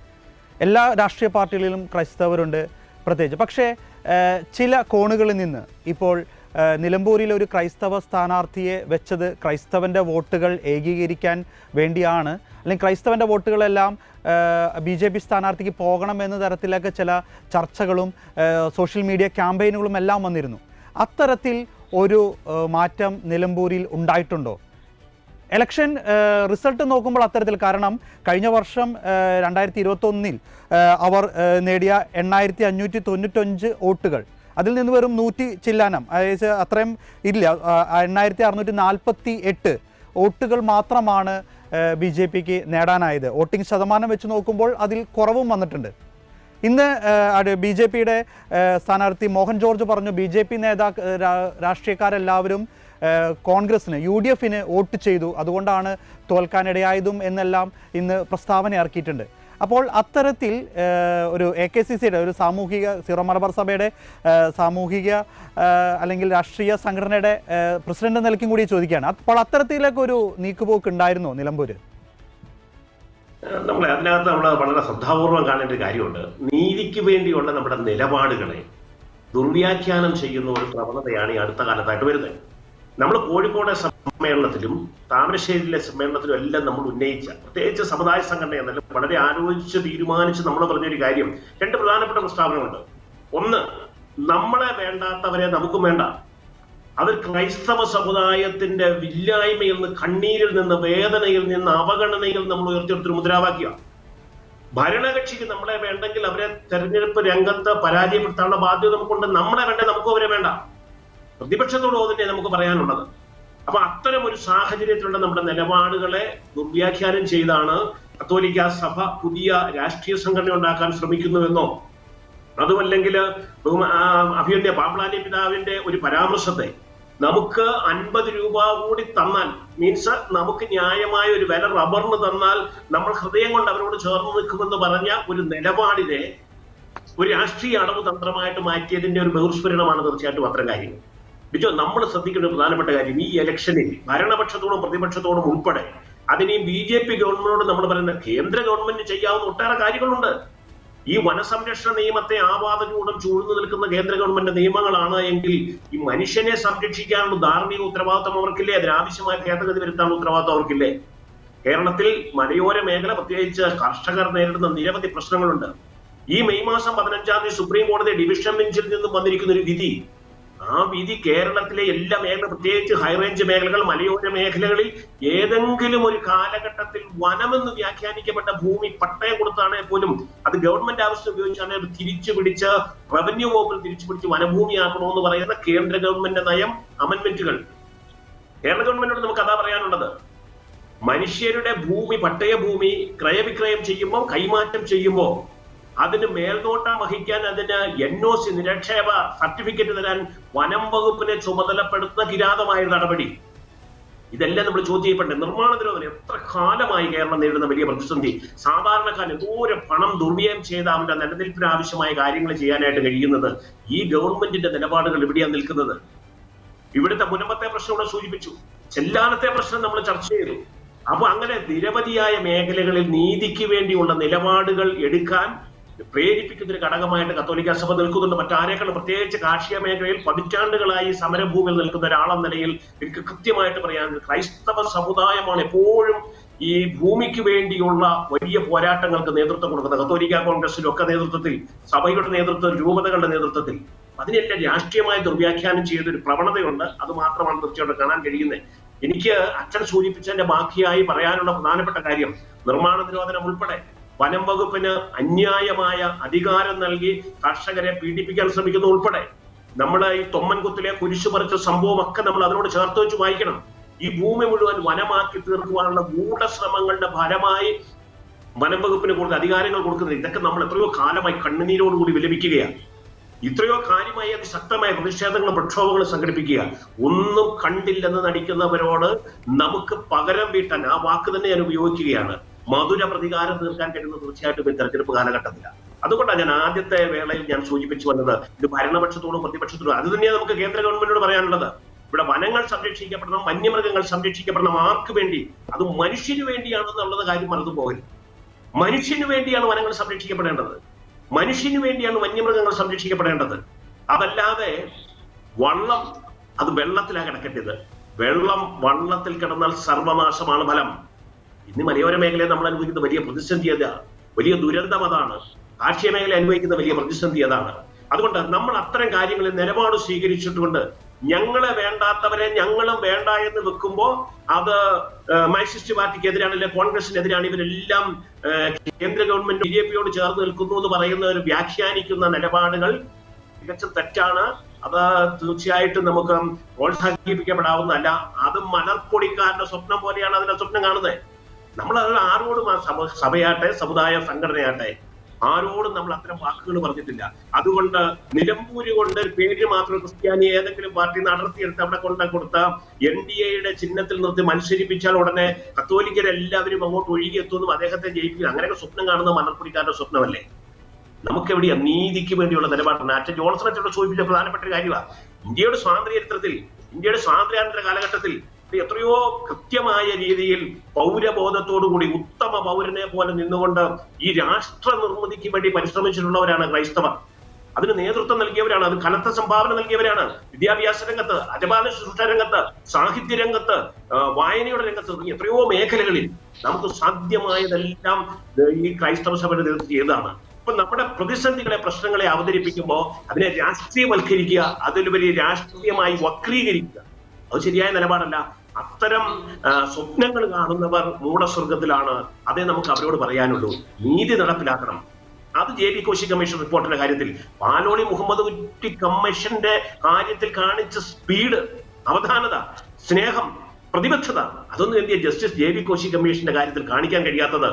അത് ഹൃദയവേദനയാണ്. അത് നമ്മൾ എതിർക്കപ്പെടേണ്ടതാണ്, പ്രതിരോധിക്കേണ്ടതാണ്. ഈ കാർഷിക മേഖലയിലെ പ്രശ്നങ്ങൾ പറയുമ്പോൾ എന്തിന് പരിഹാരം ഉണ്ടാക്കാത്തത്? നമ്മൾ കണ്ടില്ലേ, ഈ വാൽപ്പാറയിൽ 4 വയസ്സുള്ള ഒരു കൊച്ചിനെ വന്യമൃഗം വീട്ടിനകത്തുനിന്ന് കളിച്ചോണ്ടിരുന്ന കൊച്ചിനെ കടിച്ചെടുത്ത് കൊണ്ടുപോയി കൊന്നുകളഞ്ഞു. തിന്നുകയല്ല ചെയ്യുന്നത്, കൊന്നുകളഞ്ഞു. അത്ര ക്രൂരമാണെന്ന് ആലോചിച്ച് നോക്കി. അതിന്റെ ജീവൻ ശരീരത്തു നിന്ന് പിരിയുമ്പോഴും, അത് ബോധവും മറയുമ്പോഴും അതിനെ കടുവ അല്ല വന്യമൃഗം ഭക്ഷിച്ചുകൊണ്ടിരിക്കുകയാണ്. അതൊരിക്കലും ഉണ്ടായ സംഭവമല്ല, പലയാവർത്തി ഉണ്ടായി. അതിനെതിരെ നമ്മൾ പ്രതികരിക്കുമ്പോൾ ഇതിനെ രാഷ്ട്രീയ വക്രീകരണത്തിന് വേണ്ടി ഉപയോഗിക്കുന്നത് തെറ്റായ നിലപാടാണ്. നമുക്ക് അത്തരം കാര്യങ്ങളിൽ കൃത്യമായ ദിശാബോധത്തോടു കൂടിയ നിലപാടുകളുണ്ട്. അത് നീതിക്ക് വേണ്ടിയുള്ള നിലപാടാണ്, അത് സത്യത്തിന് വേണ്ടിയുള്ള നിലപാടാണ്, അത് ഭരണഘടനാനുസൃതമായ നമ്മുടെ അവകാശങ്ങൾ സംരക്ഷിക്കുന്നതിന് വേണ്ടിയുള്ള നിലപാടാണ്. ആ കാര്യം തർക്കമില്ല. ഭരണഘടനാനുസൃതമായി ക്രൈസ്തവ സമുദായത്തിന് കിട്ടേണ്ട ആനുകൂല്യങ്ങൾ, അവകാശങ്ങൾ തീർച്ചയായിട്ടും നമുക്ക് തരണം. അതിനെ അച്ഛൻ മുമ്പ് ജോൺസൺ അച്ഛൻ സൂചിപ്പിച്ചതുപോലെ സംഘടിതമായി ഏതെങ്കിലും സംഘികളുടെ പേരിൽ, ഏതെങ്കിലും സംഘടനയുടെ പേരിൽ ഇല്ലായ്മ ചെയ്യാൻ ശ്രമിക്കാം. അതിനെയെല്ലാം തകർത്തെറിയാം. നമ്മുടെ സ്കൂളുകൾ തകർക്കാം, നമ്മുടെ ആരാധനാലയങ്ങൾ തകർക്കാം, നമ്മുടെ വിശ്വാസം തകർക്കാം, നമ്മളെ നിശബ്ദനാക്കാം എന്ന് കരുതുന്നെങ്കിൽ അത് തെറ്റാണ്. അങ്ങനെ ഒരു പക്ഷത്ത് സംഭവിക്കുകയും ഞങ്ങൾ നിങ്ങളുടെ കൂട്ടത്തിലാണ് എന്ന് പറയുകയും ചെയ്താൽ സത്യം എന്താണെന്ന് തിരിച്ചറിയാനുള്ള ബോധ്യം നമുക്കുണ്ട് എന്നാണ് ബിജോയ്ക്ക് സൂചിപ്പിക്കുകയാണ്. തീർച്ചയായിട്ടും ശ്രീ ജോർജ് കോയിക്കൽ പറഞ്ഞ പോലെ തന്നെ നിലമ്പൂരിലെ ക്രൈസ്തവർ 40,000 ക്രിസ്ത്യൻ വോട്ടുകളാണ് നിലമ്പൂരിലുള്ളത്. ആ 40,000 വോട്ടുകൾ അവർ വ്യക്തമായ ദിശാബോധത്തോടു കൂടി തന്നെ വോട്ട് ചെയ്തു എന്ന് തന്നെയാണ് നമുക്കിപ്പോൾ ഈ ഇലക്ഷൻ റിസൾട്ട് വരുമ്പോൾ തന്നെ നമുക്കത് മനസ്സിലാക്കാൻ സാധിക്കുന്നത്. കാരണം ആരെയും തൊഴുത്തിൽ കെട്ടാനല്ല, എന്നത് വളരെ വ്യക്തമായി തന്നെ നിലമ്പൂരിലെ ക്രൈസ്തവർ അത് നമുക്ക് പറഞ്ഞു നൽകുന്നുണ്ട് എന്ന് തന്നെ നമുക്ക് മനസ്സിലാക്കാൻ സാധിക്കും. അവസാനമായിട്ട് ഈ ഒരു UDF ഒരു കരുത്ത് കാട്ടി എന്ന് തന്നെയാണ് നമുക്ക് പറയാൻ സാധിക്കുന്നത് ഈ ഒരു തെരഞ്ഞെടുപ്പിൽ. അത്തരത്തിൽ ശ്രീ VD സതീശൻ്റെ ഒരു റോൾ, ജോൺസൺ അച്ഛൻ അദ്ദേഹത്തിൻ്റെ ആ ഒരു ക്യാപ്റ്റൻ എന്ന നിലയ്ക്കുന്ന രീതിയിലൊക്കെ സമൂഹ മാധ്യമങ്ങളിൽ ഇപ്പോൾ വരുന്നുണ്ട്. എങ്കിലും അദ്ദേഹം ഇതൊരു ടീം വിജയമാണ് എന്ന് പറയുന്നു. എങ്കിലും VD സതീശൻ അദ്ദേഹത്തിന് എടുത്ത നിലപാടുകൾ, അൻവർ വിഷയത്തിൽ അൻവറിനെ UDF എടുക്കേണ്ട എന്നെടുത്ത ഒരു നിലപാട്, അൻവർ തെരഞ്ഞെടുപ്പിന് ആദ്യം തന്നെ VD സതീശനെതിരെ വളരെ വ്യക്തമായി തന്നെ അദ്ദേഹത്തിനെതിരെ നീങ്ങുന്നു. എങ്കിൽ കൂടി എടുത്ത നിലപാടിൽ ഒരു മാറ്റവുമില്ലാതെ ഒത്തൊരുമയോടുകൂടി കൊണ്ടുപോകുന്ന ഒരു UDF നേതൃത്വം, അല്ലെങ്കിൽ ഒത്തൊരുമയോടെ പ്രവർത്തിക്കുന്ന UDF നേതൃത്വം, അവരുടെ ഒരുമയിൽ നിന്ന് കിട്ടിയ ഒരു വിജയമാണിത്. അപ്പോൾ അത്തരത്തിൽ VD സതീശൻ്റെ ഒരു നേതൃത്വം അത് എത്രത്തോളം ഈ ഒരു UDF മുന്നോട്ട് ഇത്രയും വിജയങ്ങൾ കരസ്ഥമാക്കാനായിട്ട് സാധിച്ചിട്ടുണ്ട്? അത് ലിജോ, നമ്മൾ ചിന്തിച്ചതിനേക്കാൾ അപ്പുറമായിട്ടുള്ള ഒരു യൂണിറ്റി ആയിരുന്നു ഇപ്രാവശ്യം നിലമ്പൂരിൽ കണ്ടത്. നമുക്കറിയാവുന്ന പോലെ VD സതീശൻ സാറ് ആരംഭം മുതൽ അവസാനം വരെ താക്കീത് ചെയ്യേണ്ടവരെ താക്കീത് ചെയ്യുകയും അകറ്റി നിർത്തേണ്ടവരെ അകറ്റി നിർത്തുകയും ചേർത്ത് നിർത്തേണ്ടവരെ ചേർത്ത് നിർത്തുകയും ചെയ്യുന്ന ഒരു പ്രതിഭാസം. അത് വളരെ ജ്ഞാനത്തോടു കൂടിയാണ്, കൂട്ടായിട്ടുള്ള ആലോചനയോടുകൂടിയാണ്. അദ്ദേഹത്തോടൊപ്പം തന്നെ കുഞ്ഞാലിക്കുട്ടി സാഹിബും ഒപ്പം ഉണ്ടായിരുന്നു ഈ കാര്യങ്ങൾ. പ്രത്യേകിച്ച് അൻവറിന്റെ വിഷയത്തിലൊക്കെ നമ്മൾ പൊതുവെ ധരിച്ചു വെച്ചിരിക്കുന്നത് ലീഗ് അദ്ദേഹത്തെ ഇങ്ങ് എടുക്കണമെന്ന് പറഞ്ഞു. ഇല്ല, കുഞ്ഞാലിക്കുട്ടി സാഹിബിന് തീരെ താല്പര്യമില്ലായിരുന്നു. അതുകൊണ്ട് തന്നെയാണ് അദ്ദേഹത്തോടൊപ്പം ഈ VD സതീശൻ സാറിനോടൊപ്പം തന്നെ കുഞ്ഞാലിക്കുട്ടി സാഹിബും ആ കാര്യത്തിലൊക്കെ നല്ല തീരുമാനങ്ങളിൽ നിലനിന്നത്. കൂടാതെ നമ്മുടെ യങ്സ്റ്റേഴ്സിനെ ഒരു നല്ല ഒരു നേതൃത്വ നിലയിലേക്ക് കൊണ്ടുവരാൻ തക്കവണ്ണം VD കാണിക്കുന്ന നല്ല ഒരു സുഷ്കാന്തി ഉണ്ടല്ലോ, അത് വളരെ ചാരിതാർത്ഥ്യമായിട്ടുള്ള കാര്യമാണ്. ചാണ്ടിയുമ്മൻ അവനെ അടക്കര എന്ന് പറയുന്ന സ്ഥലത്ത് 3000 ചില്ലോനം വീടുകൾ ഓടിക്കയറി എന്നുള്ളതാണ്. ഓടിക്കയറി അപ്പനേക്കാളും വേഗത്തിൽ മകൻ ചെന്ന് ജനഹൃദയങ്ങളെ കവർന്നെടുത്തു. അതുപോലെ അബിൻ വർക്കി ഇതുപോലുള്ള പിള്ളേര് മാക്കൂട്ടില് ഒരു ചെറിയ തെറ്റ് ചെയ്തു. അതിന് സതീശൻ സാറ് വളരെ കൃത്യമായിട്ട് വഴക്ക് പരസ്യമായി തന്നെ പറയുകയും കുറച്ച് ദിവസത്തേക്കൊക്കെ മാങ്കൂട്ടത്തിനെ മറ്റുള്ളവരിൽ നിന്ന് മാറ്റി നിർത്തുകയൊക്കെ ചെയ്തു. ഷാഫി പറമ്പില് എടുത്തു പറയേണ്ട ചെറുപ്പക്കാരാണ്. ഇങ്ങനെ ഒരു ശരിക്കും നമ്മുടെ രാഷ്ട്രത്തിൽ എങ്ങനെയായിരിക്കണം രാഷ്ട്രീയക്കാരെന്നുള്ളതിന്റെ നേർ തെളിവായിരുന്നു നിലമ്പൂരിൽ നടന്ന ഈ വലിയ തെരഞ്ഞെടുപ്പ്. ഈ തെരഞ്ഞെടുപ്പില് അതുപോലെ നമ്മുടെ ഡോക്ടർ മാത്യു കുഴനാട്, ഇങ്ങനെയുള്ള ആളുകൾ, അതുപോലെ രാജു പി നായർ, എല്ലാവരെയും പേരെടുത്ത് പറയാൻ എല്ലാവരും ഉണ്ട്. ചാമക്കാലയായിരുന്നു ഇവിടെ ഓഫീസിന്റെ ഒക്കെ ചുമതല. അപ്പൊ എല്ലാവരും അവിടെ സജീവമായിരുന്നു. ആരും എക്സംപ്റ്റഡ് ആയിരുന്നില്ല. എല്ലാവർക്കും അവരുടെ റോൾ ഉണ്ടായിരുന്നു. റോജിക്കായിരുന്നു മുനിസിപ്പാലിറ്റിയുടെ ചുമതല, അതുപോലെ ശ്രീകണ്ഠനോടൊപ്പം. അപ്പൊ അവരെല്ലാവരും ആത്മാർത്ഥമായി ഒറ്റക്കെട്ടായിട്ട് നിന്നു. അതിന്റെ ഒരു വിജയമാണ്. അതിനകത്ത് രണ്ട് കാര്യം കൂടെ നമ്മൾ അഭിനന്ദനത്തിനായിട്ട് അദ്ദേഹത്തെ ഓർക്കണം. ഒന്ന്, അദ്ദേഹം പറഞ്ഞു, ഇതിനകത്ത് തോൽവി സംഭവിച്ചാൽ അതെന്റെ മാത്രം കുറ്റമായിരിക്കും, ഞാനായിരിക്കും അതിന്റെ ഉത്തരവാദി. എന്നാൽ വിജയിച്ചാൽ അതൊരു ടീം വർക്കായിരിക്കും. ശരിക്കും നല്ലൊരു രാഷ്ട്രീയ നേതാവിന്റെ തന്മയത്വമാർന്ന വാക്കുകളാണത്. വിജയം വരിക്കുമ്പോൾ ഞാൻ ചെയ്തുകൊണ്ടാണെന്ന് പറയാതെ അത് ഞങ്ങളുടെ കൂട്ടായിട്ടുള്ള ഒരുമിച്ചുള്ള UDF ടീം എന്നാണ് അദ്ദേഹം പറഞ്ഞത്. അപ്പൊ ആ ഒരു ബോധ്യം അതിനി വരുന്ന തലമുറകൾക്കും ഉണ്ടാകട്ടെ. നല്ലൊരു രാഷ്ട്രീയം നമ്മുടെ രാജ്യത്തുണ്ടാകട്ടെ. എല്ലാ വിധത്തിലും കറപ്ഷൻ ഇല്ലാത്ത, എനിക്ക് തോന്നുന്നത് ഇനിയും വരുന്ന തലമുറ കറപ്ഷനോട് വളരെ ആന്റി കറപ്റ്റഡ് ആയിട്ടുള്ള തലമുറയായിരിക്കും വരാൻ പോകുന്നത്. കാരണം അവർ കണ്ടും കേട്ടും മടുത്തിട്ടുണ്ട് ഈ കറപ്ഷനൊക്കെ. അങ്ങനെ ഇല്ലാത്ത ഒരു ഭരണകൂടം നമുക്കുണ്ടാകട്ടെ. തീർച്ചയായിട്ടും നീതിയും ന്യായവും നമ്മുടെ നാട്ടിൽ നടപ്പാക്കാൻ തക്കവണ്ണം പ്രതിപക്ഷ നേതാവ് ഭരണപക്ഷത്തേക്ക് വരികയാണെങ്കിൽ സാധിക്കുമെന്ന് നമ്മൾ ഓൾറെഡി അദ്ദേഹത്തോട് നമ്മുടെ ഇന്റർവ്യൂ കഴിഞ്ഞതിന് ശേഷം പറഞ്ഞു. അത് നടപ്പിൽ വരുവാൻ ഇടയാകട്ടെ. ഒരിക്കലൂടെ നമ്മുടെ നിയുക്ത MLAക്ക് നമ്മുടെ എല്ലാവരുടെയും ക്രൈസ്തവ സമൂഹത്തിന്റെ ഭാവുകങ്ങൾ, ജനാധിപത്യ വിശ്വാസികളുടെ ഭാവുകങ്ങൾ അർപ്പിക്കുകയും ചെയ്യുന്നു. Thank you. തീർച്ചയായിട്ടും വെച്ചാൽ എന്തായാലും നമ്മളിപ്പോൾ ഈ ഒരു മണിക്കൂറിൽ ചർച്ച ചെയ്ത പല വിഷയങ്ങളും UDF അവർ മുന്നോട്ട് വെച്ച പല വാഗ്ദാനങ്ങളും അത് നിറവേറ്റാനായിട്ട് അവർക്ക് സാധിക്കട്ടെ. LDF ആണെങ്കിൽ അവർക്ക് സംഭവിച്ച തെറ്റ്, എവിടെ അവർക്ക് അടിപതറി എന്നുള്ള ചില തിരിച്ചറിവുകൾ, ഇവിടെ ഇപ്പോൾ നമ്മൾ ചർച്ച ചെയ്ത പല കാര്യങ്ങളും അവർക്ക് നൽകുന്ന തിരിച്ചറിവുകളായിരുന്നു. ആ തിരിച്ചറിവുകൾ മനസ്സിലാക്കി പ്രവർത്തിക്കാൻ അവർക്ക് ഇനിയും സാധിക്കട്ടെ. BJP അവരുടെ അവസ്ഥ എത്രത്തോളമാണ്, എങ്ങനെ രീതിയിൽ ഈ ഒരു നിലമ്പൂർ തെരഞ്ഞെടുപ്പിനെ കണ്ടു എന്നുള്ളത് മനസ്സിലാക്കി തന്നെ അവർക്കും മുന്നോട്ട് കൊണ്ടുപോകാൻ സാധിക്കട്ടെ. എന്തായാലും ഒരുപാട് നന്ദി അച്ഛാ. ഈ ഒരു ചർച്ച നമ്മളിവിടെ അവസാനിപ്പിക്കുകയാണ്. എന്തായാലും UDF-നും ആര്യടൻ ഷൗക്കത്തിനും അഭിനന്ദനങ്ങൾ നേരുകയാണ്. ഒരുപാട് നന്ദി. എന്തായാലും ചർച്ചയിൽ പങ്കെടുത്ത ബഹുമാനപ്പെട്ട ആന്റണി വടക്കേക്കര അച്ഛൻ, ജോൺസൺ തേക്കടയിൽ അച്ഛൻ, അതോടൊപ്പം തന്നെ ശ്രീ ജോർജ് കോയിക്കൽ, ഇവർക്കെല്ലാവർക്കും നിങ്ങൾക്കെല്ലാവർക്കും ഒരുപാട് നന്ദി. Thank you. നിലമ്പൂർ തിരിച്ചുപിടിച്ച് UDF കരുത്ത് കാട്ടി. ആര്യടൻ ഷൗക്കത്തിന് ഇത് മിന്നും വിജയം. മലയോര കർഷകർ ഏറെയുള്ള മണ്ണിൽ ഷൗക്കത്തിനി ഉത്തരവാദിത്തങ്ങൾ ഏറെയാണ്. ജനസമ്മതനായ നേതാവിനെ ജനം പ്രതീക്ഷിക്കുന്നുമുണ്ട്. അതോടൊപ്പം ഭരണകൂടത്തിനുള്ള മുന്നറിയിപ്പും കൂടാണ് ഈ തെരഞ്ഞെടുപ്പ് ഫലം. നിങ്ങളിനി മാറി ചിന്തിച്ചില്ലെങ്കിൽ ജനം മാറി ചിന്തിക്കാൻ നിർബന്ധിതരാകും. നന്ദി.